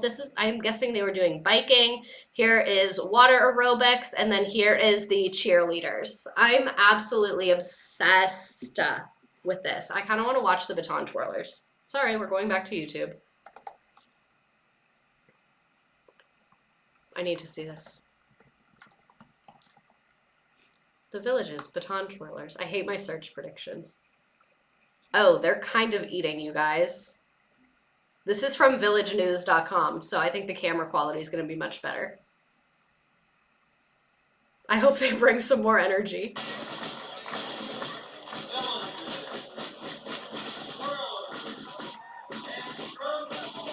Whose fucking kid is that? We said no kids. I'm gonna cry. This is so cute. I don't even like old people like that. Loving the mixed gender drum corps. Glad that they didn't just put men in it. Like, I hate the United States, but I'm feeling really patriotic right now. They're already better than the cheerleaders.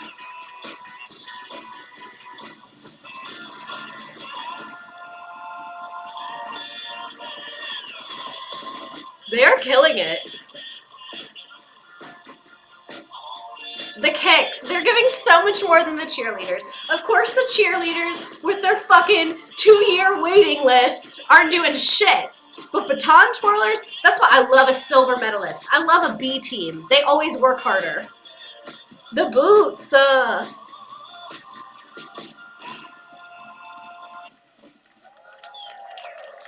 What's it mean to you to do this in front of the villagers? I have to say, there's a few events of the year that are my favorite. 4th of July happens to be one of them.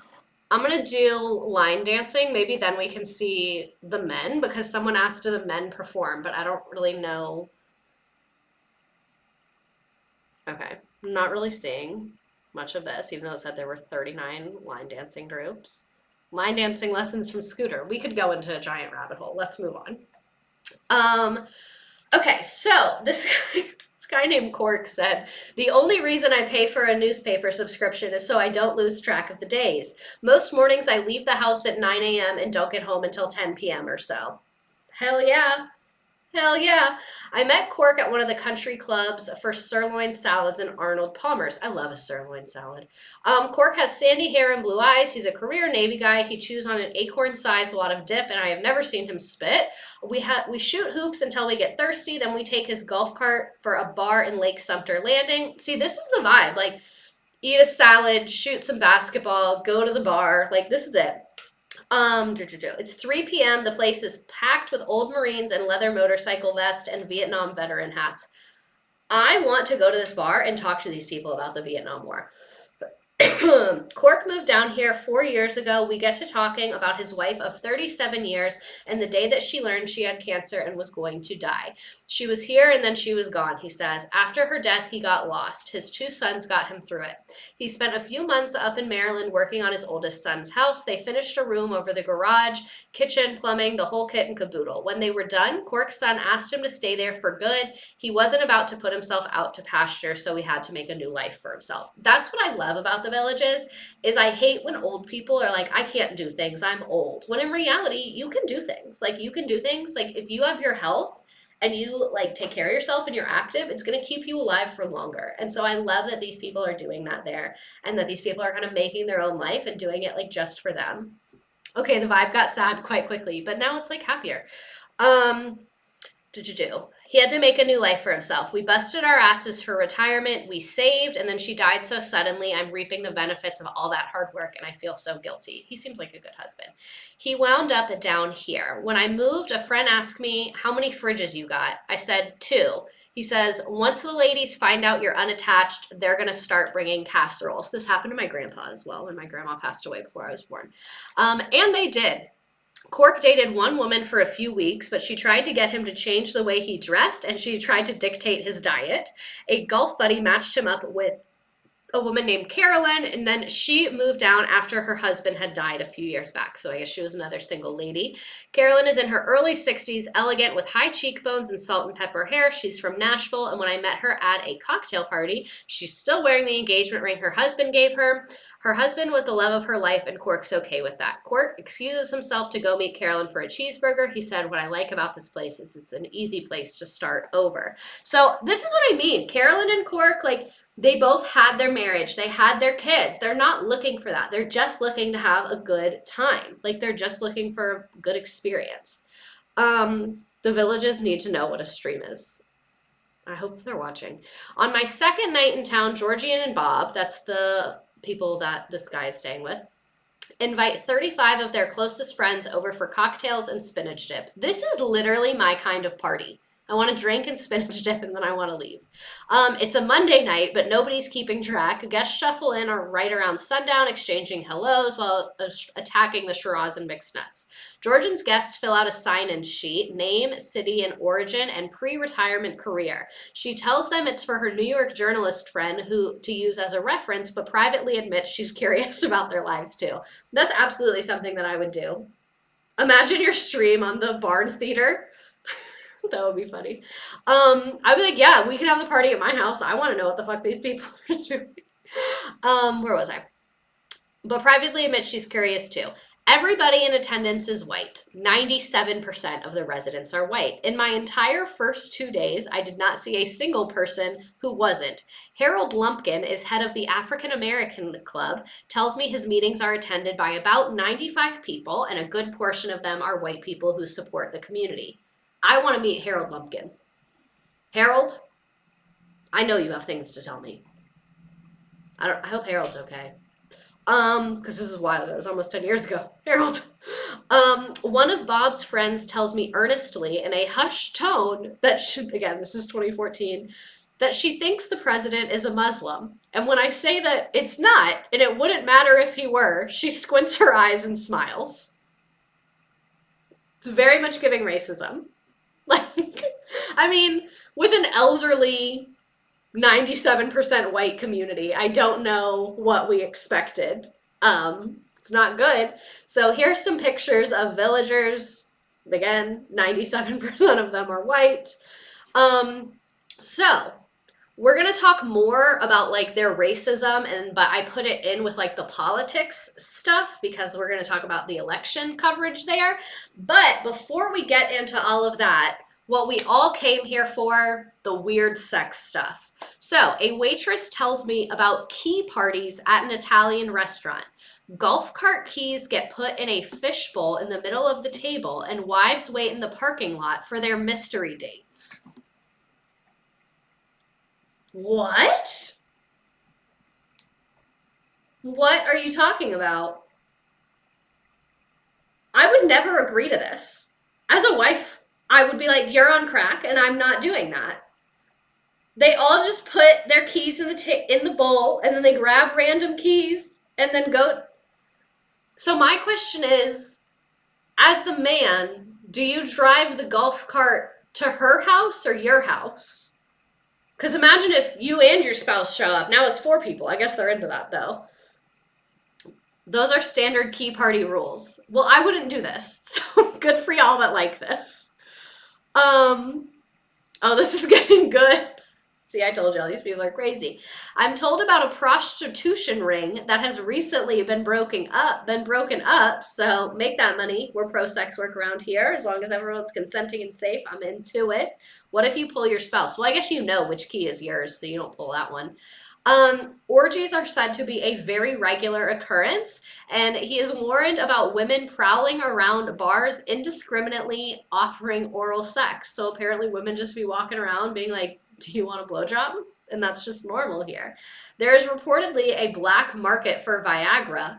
I don't see why there's a black market for Viagra because that is one of the easiest prescriptions to get your hands on. Like as a man, you just go to the doctor and ask for it and they give it to you.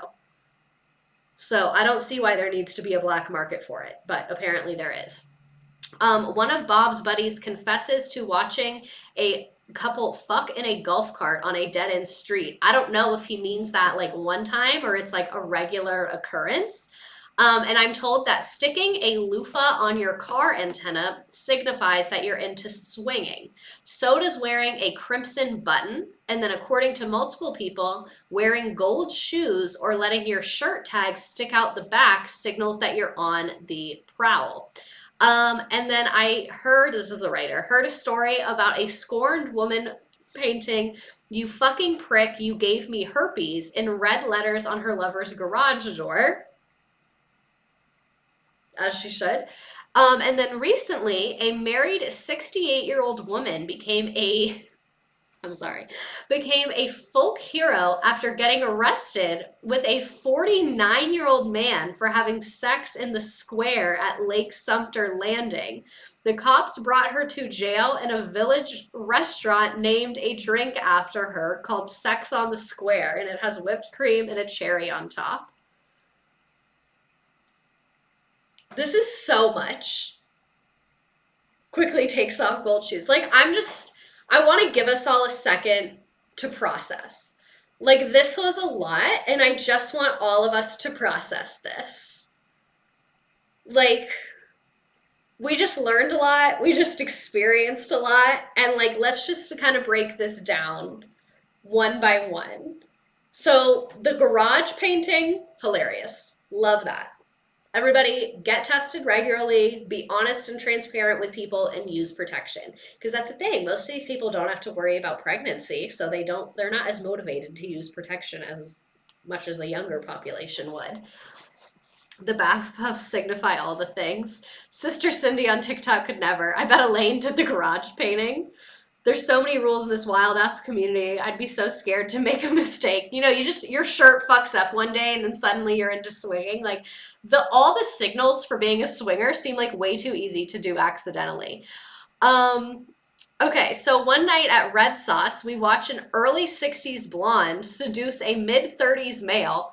So I guess they can't not let people in the restaurants because they're regular retail restaurants. Like, you can't just ban people from a Five Guys. So I guess there's like non-old people in these restaurants just hanging out. Like, if you live nearby, there's no reason you can't go because it's not closed off in any way.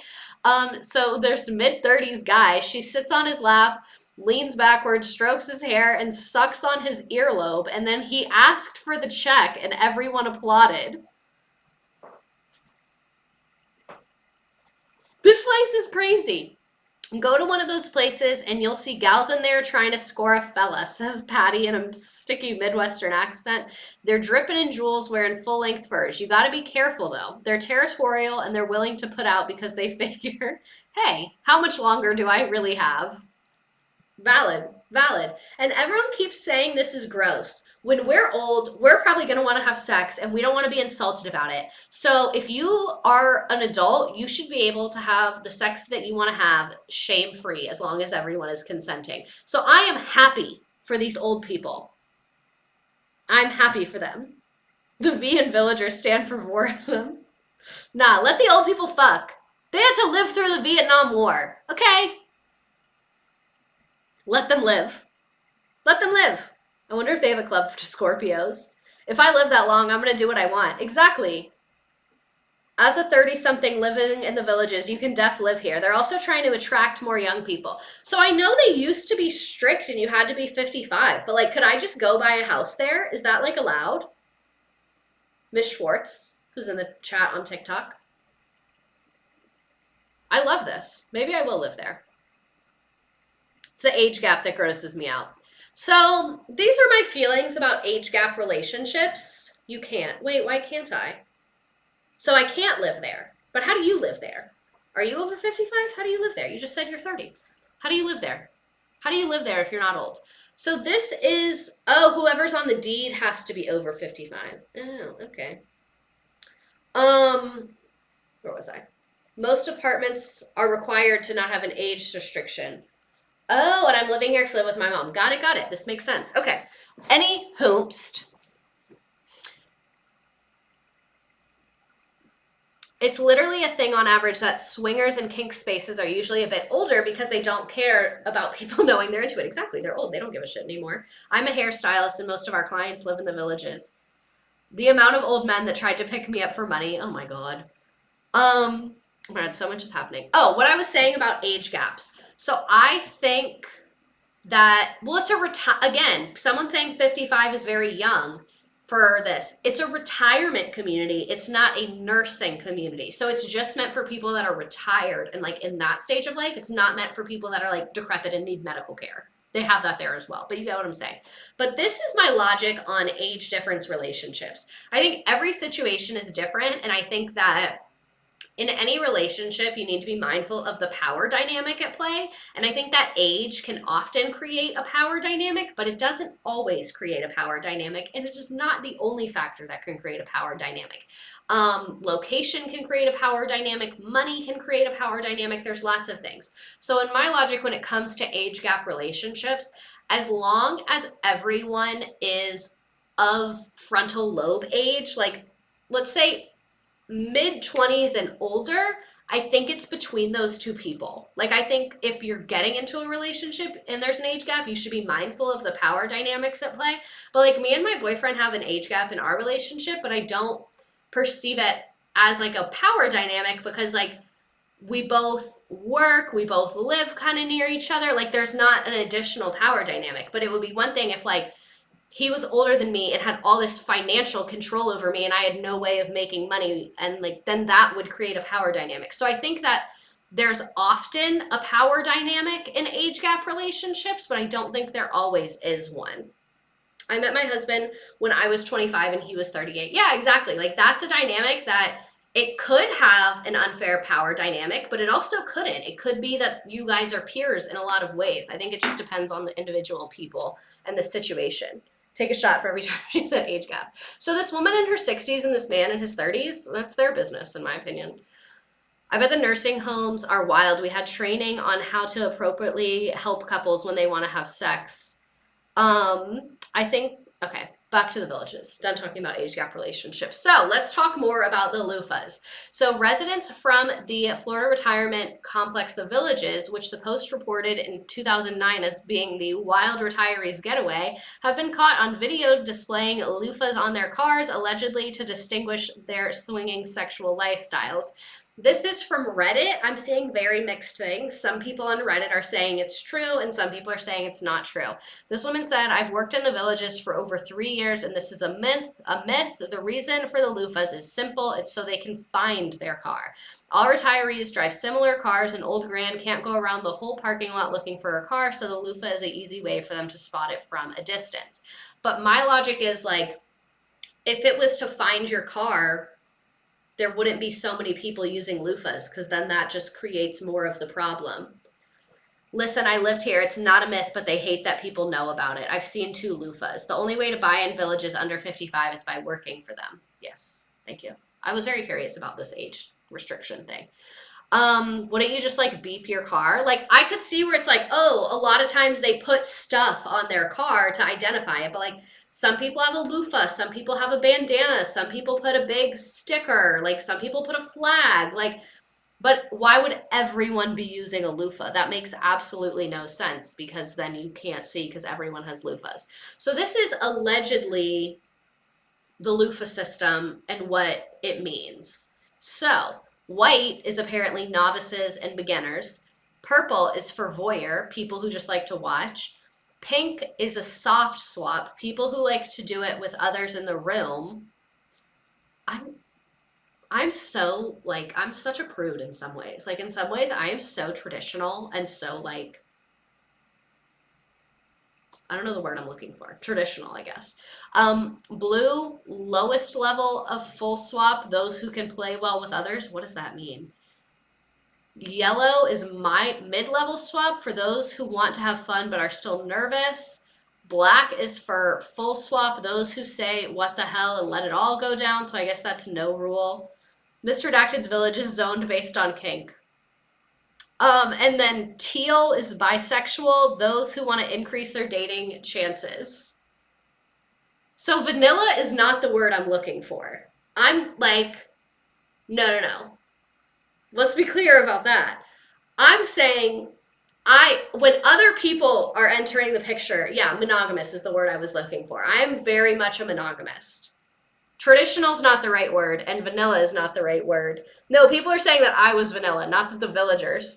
Like, I'm a monogamist when it comes to relationships. I'm an aggressive monogamist. The colorblind people must struggle at the villages. Oh my God. Okay, let's talk about village STDs. So, rumors about how the STD rumor started. Some say a disgruntled nurse hurled it as an insult. Others believe it was a joke that ran on a radio station. But most trace this rumor back to a 2006 television show, news story called Doctors in Retirement community seeing increase in STDs.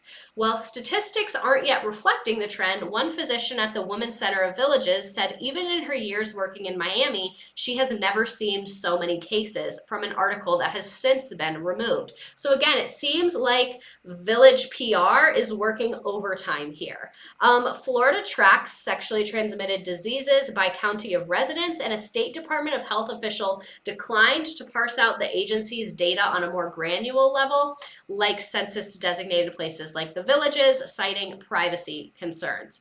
So we do not have actual data to back this claim up. If you look up like cities in Florida with the highest STD rates, it's the villages doesn't come up because I guess it's not designated as a city. So we don't know.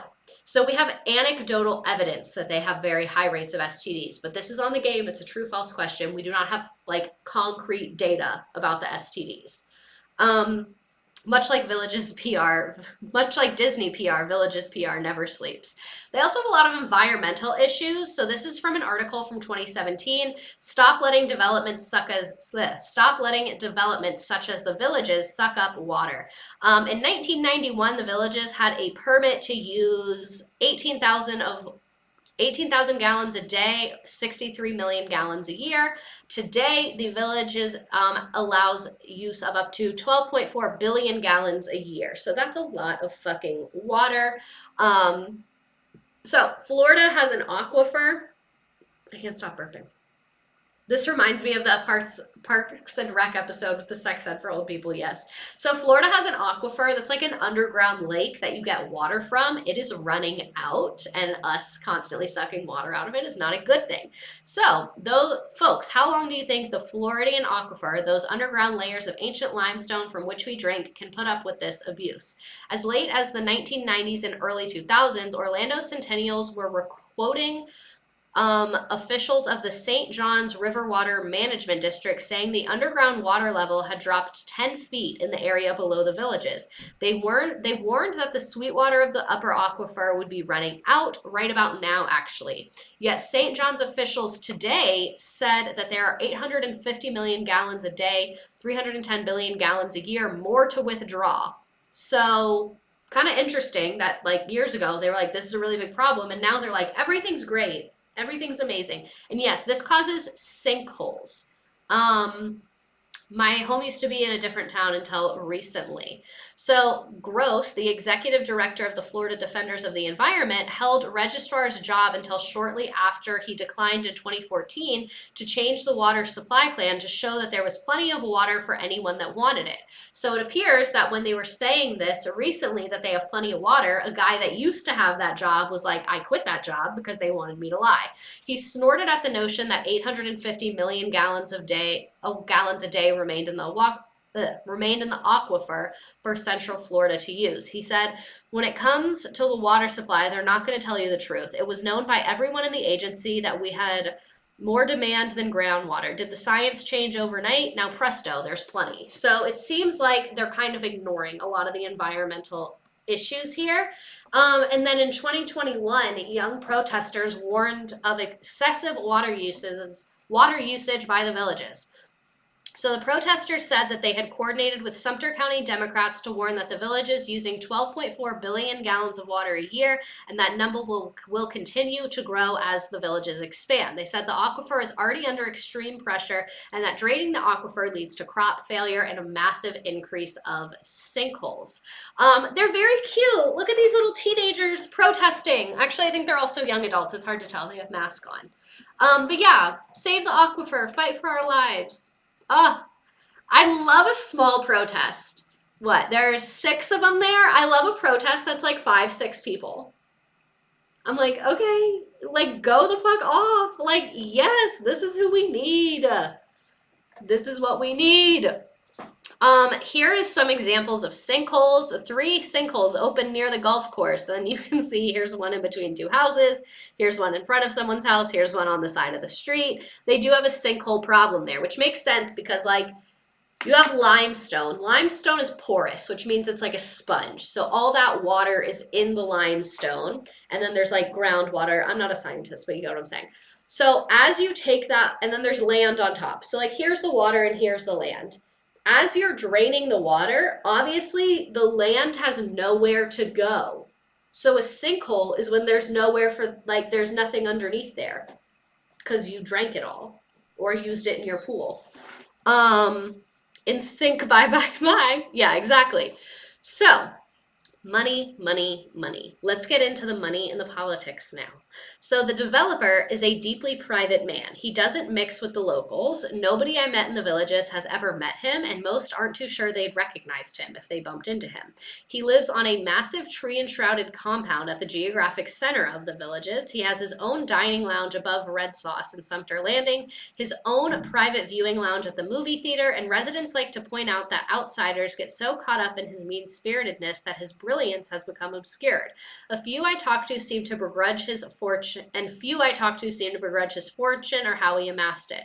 A village media relations representative declined interview request. So Morse and his family are worth at least $2.5 billion. He owns 4 jets, a 147-foot yacht, and the villages pays U.S. Customs $120,000 per year to staff the tiny airport so that he can fly internationally. Because most of the time, local tiny airports, they don't have like the customs, like the international security people at them, so they pay out of pocket to staff them there so that they don't have to drive to Tampa or Orlando to fly internationally. He's passionate about polo, so he constructed a massive pitch-in stadium not far from where he sleeps, and every year he pays the best players in the world to visit. When an unknowing employee of the village's golf course told him that jeans were not acceptable golf course apparel, he had the dress code changed.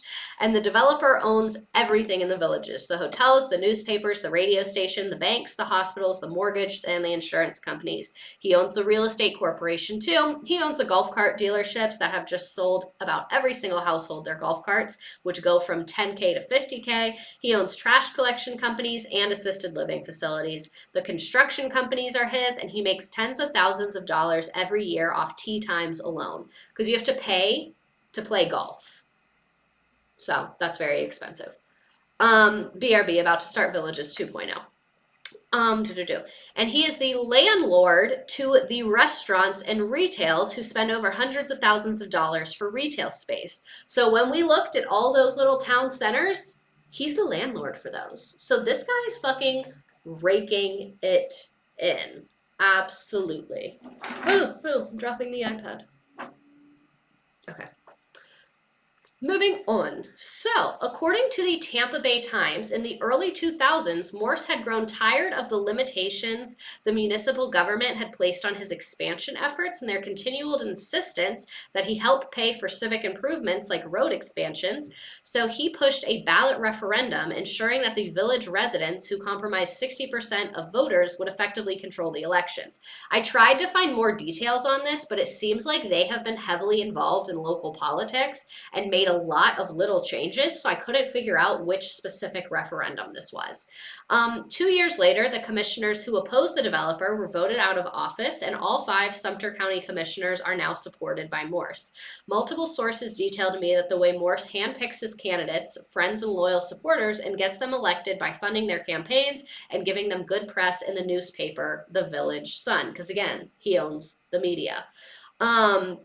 This reach extends beyond the villages. Between 1999 and 2012, according to that same Tampa Bay Times report, the developer and his family gave $6.3 million to state and federal races, and in the 2012 presidential election, he was the Florida chairman of the Romney campaign, and the Morse family and its holdings sent $1.7 million to Restore Our Future, a mainly Romney-allied super PAC in 2012, and Salon obtained a letter from Morse imploring all of his employees to contribute to the Romney campaign, and it enclosed an envelope. So very Republican and very political.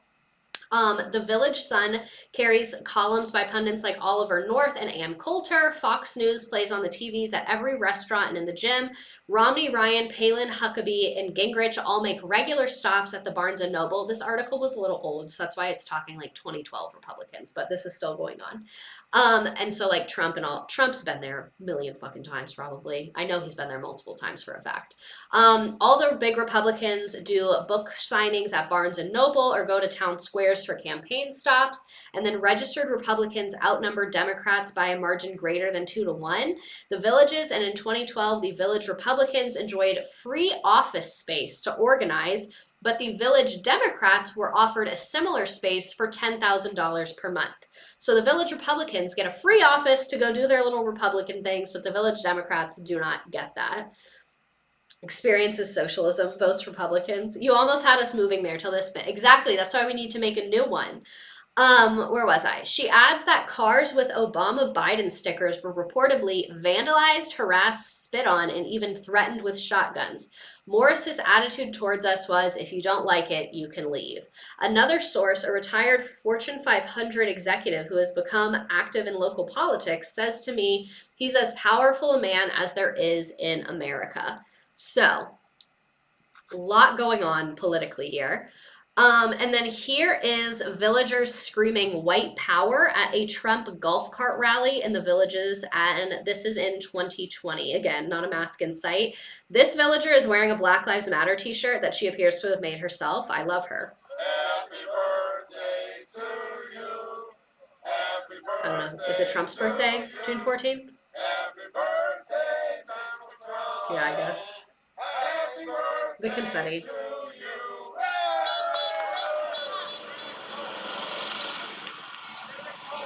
This is my nightmare.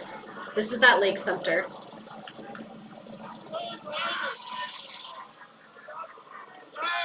Is that got a guy that says Donald Trump is white trash? Is that what that sign says? Personally, I'm from Connecticut. I live in a very diverse state up here. I did not know that there was no diversity down here when I came. You could have Googled that in defense of. Black Lives Matter to me. Love her. Trump is destroying our country, and I absolutely can't sit back and watch what he's doing. I can't stand Trump. I think he is a pervert. She didn't know. These people are part of a cult and brainwashed. This is really bad living here. Thank God for, we all have friends and we stick together, but it's very hard living in the Villages as a Democrat and not a Trump supporter. Where's your white voice? Where's your white voice? White power! Yes, there you go. Not outside of Panera. Fuck Trump! Fuck Trump! I love her. I love her. I absolutely love her. She's standing there with her little sign, fuck Trump. Oh, listen to your president if you want nasty language, you idiot. Officer! Get back in your car now! Get back in your car now! We got a woman, dickwad. Yeah, you big boy! Come on, You touch me! Hey, where's your Where's the officer? officer? He just tried to run her over. We don't need fucking Nazi kids. This is what we are. No wonder. Oh, this is very tense.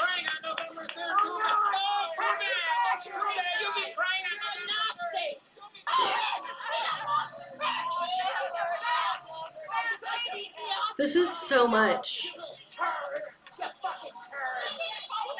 Oh, you know you're a fucking Nazi. Nazi racist pig, that's what you are. I love how she's like getting in their face. They're the minorities that support Trump. Exactly. They don't come out because they will not vote for him.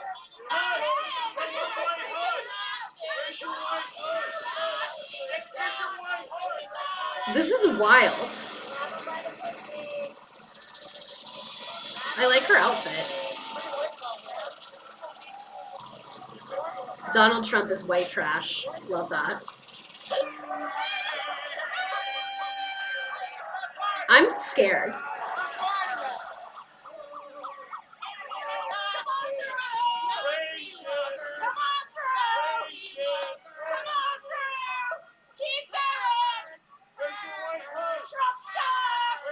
What do you think about this? Oh, it's awesome, awesome. I've never Unhinged level of Mario Kart. I went to a I bet they were all so sad when Trump lost, and I love that. Where's your other thing? Just support. Somebody come get your grandparents. Okay, so that's a lot. And then here's October 2020. They had a Trump 2020 golf cart rally before the arrival of Mike Pence for a campaign rally. So that's what's going on there. And then this kind of fucking sent me. 3 residents of the Villages admit to voting twice in the 2020 election. Joan Halstad, 73, entered a program that will allow her to avoid potential prison time if she completes court-ordered requirements such as community service and attending a civics class. I should teach this civics class. I want to teach civics to Trump supporters that voted multiple times.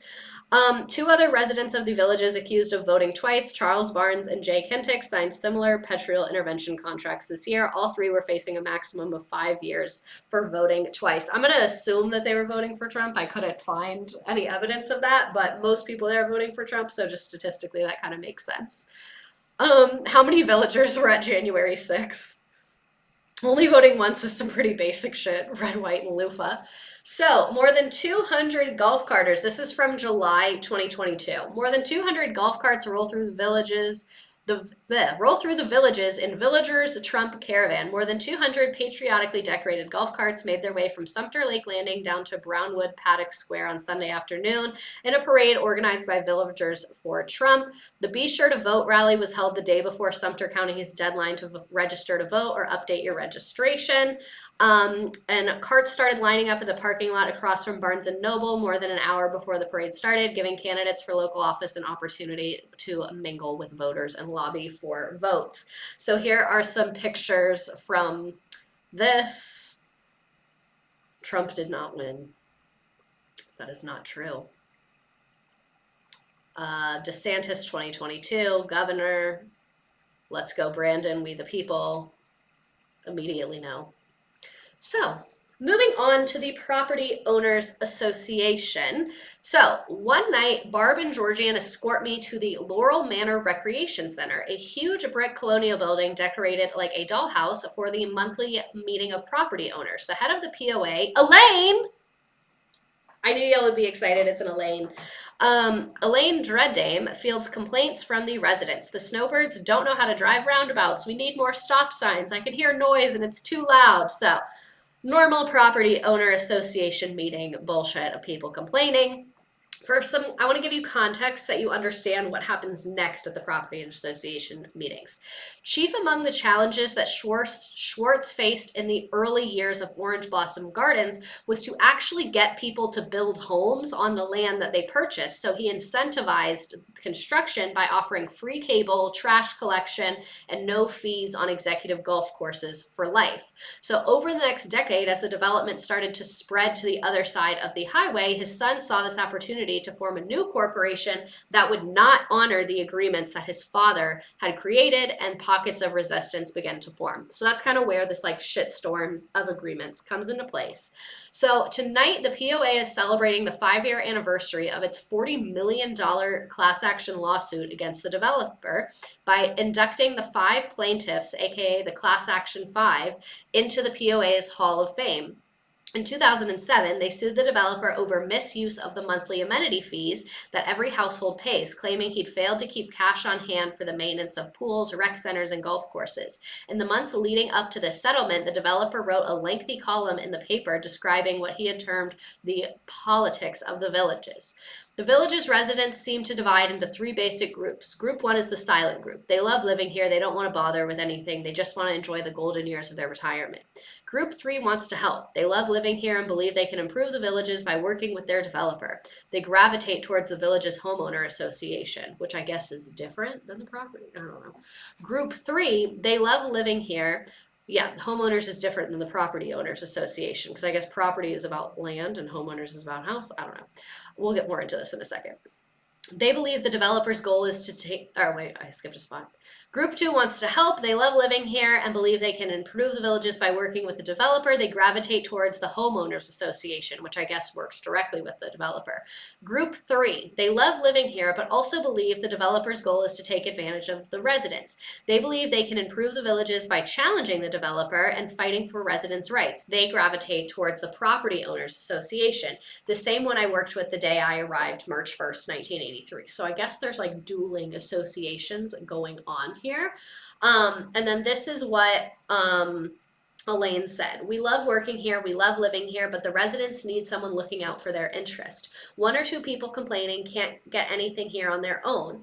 But Elaine has helped 1,600 residents get replacement on vinyl sidings that had been improperly installed. She saw to repair some of the hundreds of leaking underground refrigerant lines, some of which had only been capped with plastic shopping bags. And Elaine is from Ohio. She lived there her whole life before she moved to the villages, and she had no experience in local government, but she was in college volleyball and hoops coach, and she was active in the push for Title IX. I'm fighting all the time. It's in my blood. I love Elaine. I don't know if she's in the Elaine club. Elaine, where the hell have you been, Loca? How do you know everything about everything? Research. Correct. So, the developer put off a wall blocking golf cart access to a nearby strip mall with restaurants, retails, and doctors that weren't affiliated with the villages. Residents started calling the pastel pink structure the Berlin Wall. Tensions ran high for a few days. As the Orlando Centennial reported, someone even spray painted Mr. Morse, take this wall down. In short order, a crane demolished the structure and villagers gathered to watch the demolition, and then afterwards refreshments were served. So, Elaine and her friends are gearing up for another big fight. Can't stop burping again. In 2008, an IRS agent took notice of some irregularities while doing an audit. After building a new amenity, i.e. rec center or swimming pool, the developer then sells the amenity along with the right to collect the monthly fee that each household pays, issuing a 30-year tax-free municipal bonds to the community development district that he established to oversee the villages. That might be super confusing. So, in another way, the developer is buying amenities from himself at an incredible profit and not paying taxes because he's saying the sale serves as wholly public purpose. The developer has pocketed around $1 billion this way. The IRS now thinks the developer has perverted the law, and now the POA is worried that paying those back taxes on the $426 million worth of municipal bonds will ultimately fall on the residents.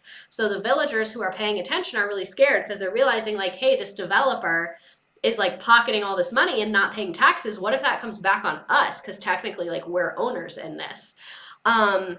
So if the developer doesn't step in and help pay those, the money will have to be drawn from the community's amenity funds, and the physical plant could ultimately spiral into disrepair, and getting him to pay could require another lawsuit. So it's a very, very messy situation. I was going to talk more about this, but honestly, I decided it needs to be a separate stream because the document that I found that goes through these lawsuits, it's like incredible. Like, so I'll give you like a SparkNotes version. There were 3 villagers who were like, fuck this, let's run for office. And this guy like campaigned against them and tried to smear them, but they still won. And they've been like fighting the good fight, but then they've been kind of fighting with each other. And then one person ended up getting like kind of corrupted.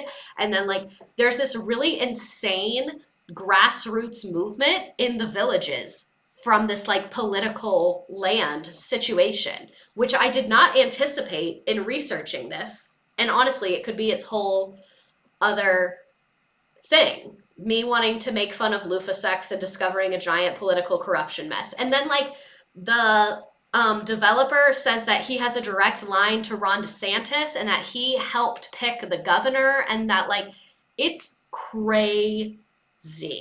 It is really freaking bananas and crazy. But it's not going to be next week. 1, because I want to give my brain a break from this. And 2, because I am already almost done with the slides for next week. Next week, we will be learning about Miss Elizabeth Holmes. So, if you do not know who Elizabeth Holmes is, okay, now I see you're excited yet. I wouldn't brag about picking Ron DeSantis. I'm so excited. I'm glad we are all excited about Elizabeth Holmes. It'll be at 7 p.m. We will not chit chat beforehand, so thank you to everyone who was on time today. I'll be watching the Hulu show tomorrow. Elizabeth Holmes is currently serving her prison sentence in the same prison as Miss Jennifer Shaw. She basically created this company called Theranos, and it was supposed to test your blood for a bunch of stuff, but everything was a lie, and she ended up going to prison for fraud. And it's crazy. Like the whole thing is really wild and crazy. So that'll be next week. It'll be the 14th at 7 p.m. Eastern. But let's go ahead and play our little game. Did my Uber Eats order get there? Okay, let's do the carnival one, because I was gonna do the beach one, but there isn't a beach nearby, and this is old people Disney. So we're gonna do the carnival one. Here is the directions. This is a trivia game. It is just for funsies. The questions will come up on the screen if you do not want to join. But if you wanna do this, like if you're watching me on TV, you can do this on your phone. If you are watching me on a computer, you can do it in a new tab. Go to join.nearpod.com and then enter the code 57FSE. So I just sent it in the chat as well, or you can just hit that direct link in the chat. Free, not going to ask for your email. It will ask you for your name. You don't have to put your government name. You can put a joke, but don't do anything like offensive, because that's super lame. I don't know why it has a nickname option, because it doesn't come up anywhere. But let me send this in the chat again.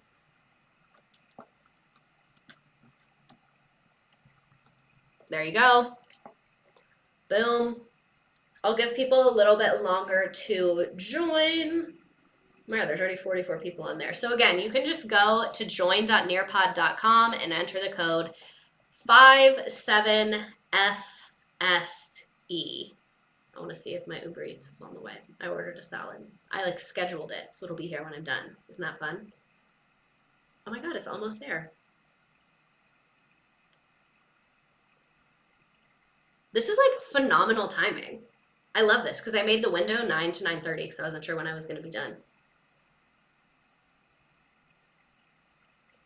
Okay, I'll give people a couple more seconds. It'll let you pick a little character as well. Oh my God, there's 61 people on the game. Are you guys excited for Elizabeth Holmes? I'm excited for Elizabeth Holmes. Okay. I'm gonna put the code back up. So again, if you want to play the game, join.nearpod.com, enter the code 57FSE. I'm going to give you 10 more seconds.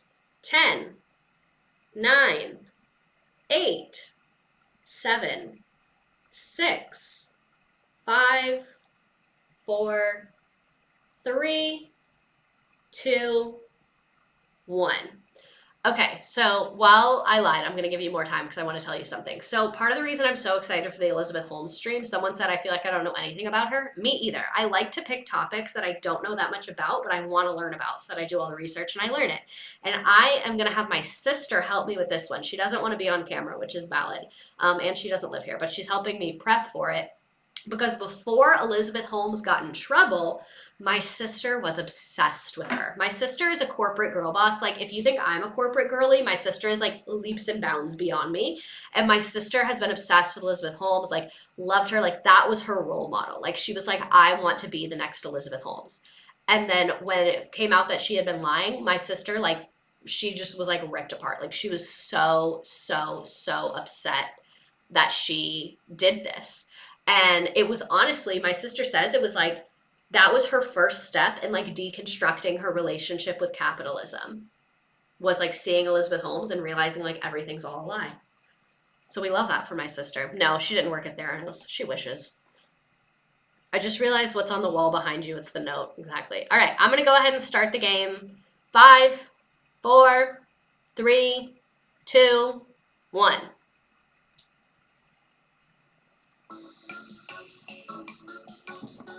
What did we talk about today?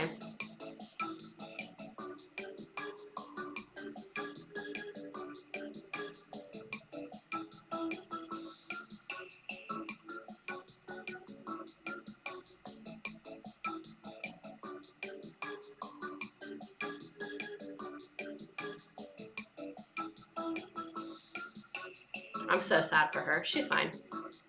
She has a good husband. She has a nice house. My sister's fine. Don't worry about her.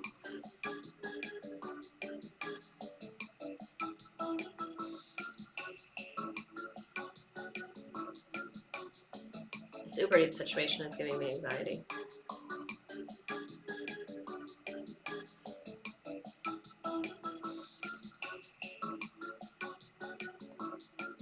I'm gonna tell him I'm on a work call.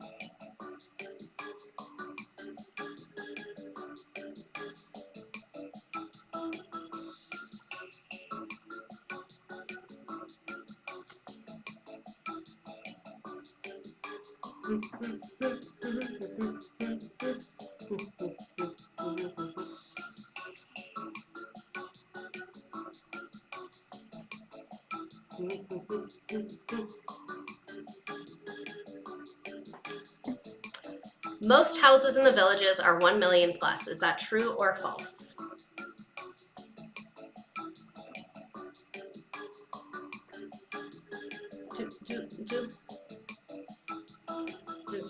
He's typing. It's giving me anxiety.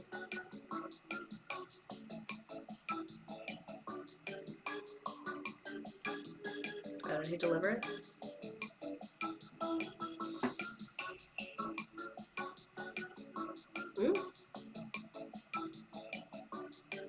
What's going on right now? What's the note? Oh, this note behind me is from Jersey Shore. That's why I don't order things. It gives me anxiety.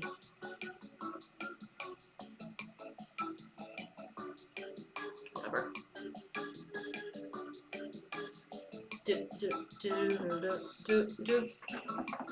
Oh, he dropped it off. Yay. Yeehaw. You can leave us unattended if you need to. So it's actually not even getting delivered here. I'm gonna go to my boyfriend's house once I'm done with this. So I'm getting the salad delivered to his house. So it's not even here. That's why I was stressed, because I was like, I can't help you. Like, I literally can't do anything for you.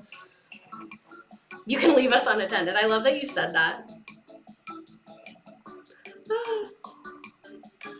What is the predominant political party in the villages?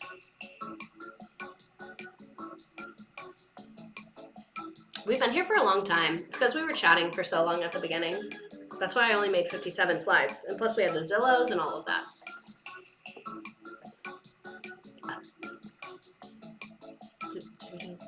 I forgot I have popsicles I was going to bring to my man's.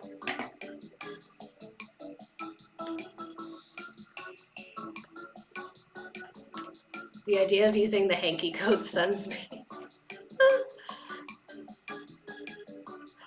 When my grandparents died, we found out they were members of a nudist country club for 40 years. That's awesome. Good for them. There is actual data to support the STD claims. I hope that a bunch of you picked Elaine as your name in the game. I'm going to be really mad if I don't see any Elaines.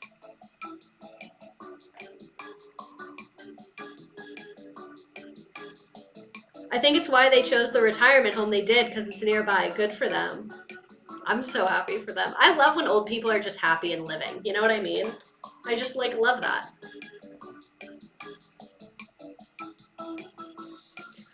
What is Miss Redacted's favorite villages club?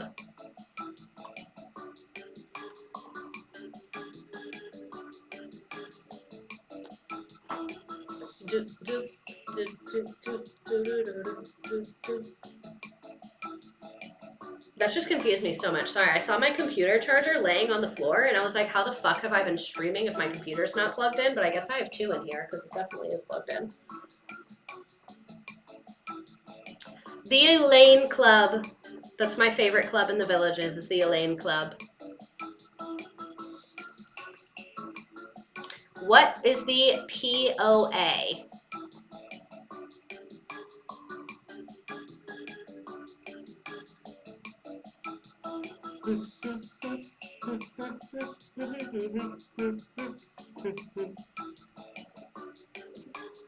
I should try the sorbets from Costco. Say less.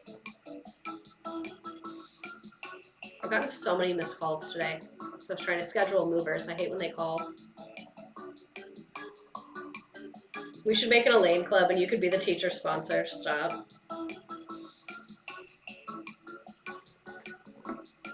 The Elaine Club. Why did the villagers sue the development?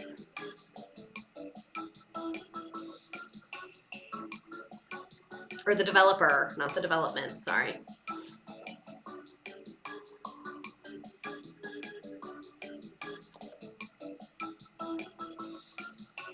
When are you moving? The 28th. I'm really excited I'm excited about the place I'm moving into, the residence. But I'm gonna miss the neighborhood that I live in.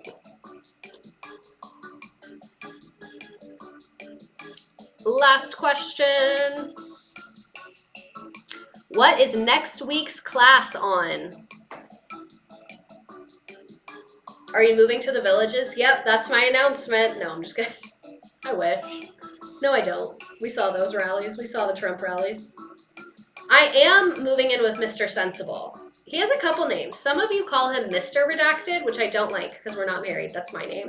Some of you call him Mr. Responsible. That's my favorite one. And then some of y'all call him Mr. Sensible. Yay! Alrighty, in first place we have Emmeline, then Greedy Grandchildren, Future Village Cheerleaders, Elaine number 14, Elaine 8, a Consumer Cellular Parking Lot, Unstable Garage, Trash Sunsets, Moop Loofah, Amanda, a Moldy IUD Parking Lot, God, Reb Mecca, Beck, Patty Elaine Smith, Soggy Loofah, and I will scroll through the rest. A golf cart parking lot, Panera parking lot, Tanya Harding Shoelace, glad to see you here. A dispensary parking lot, Jess's Encouragement, Teal Koala, Yellow Loofah, the Zaxby's parking lot, Elizabeth Holmesy, Village Cheerleader, I am your grandma. Grandma? Nice job, nice job. All right, I will see you here 7 p.m. next week. I'm here 7 p.m. every single Wednesday to talk about something interesting. Next week or this upcoming week, I don't know, this week, next week, that confuses me so much. We will be talking about Elizabeth Holmes. Thank you so much for being here. Mr. Acted blending in with the villagers so she could interview Vietnam War vets. Did you Photoshop my face into this somewhere? Because that would be impressive. The class from the villagers has a water crisis, but it doesn't say a peep about when there are 40 golf courses. Exactly. That's why I brought the water crisis up, because y'all saw the number of pools and golf courses in this bitch. How the Elaine Club members view themselves versus how they view the woman whose middle name is like.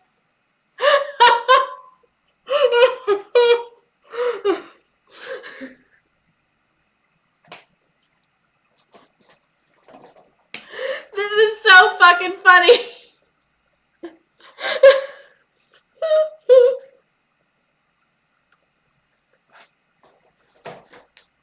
I want justice for middle name Elaine. Okay? She deserves better. She really does. Okay, this was great. See you guys next week. Love you so much. I'm gonna end the TikTok first. Goodbye, TikTok. Go. End now. And now I'm going to end the... Why can't I talk? Now I'm going to end the Twitch stream. Have a great night. See you next week. This is my favorite part of my week every single week. Love you so much. Go.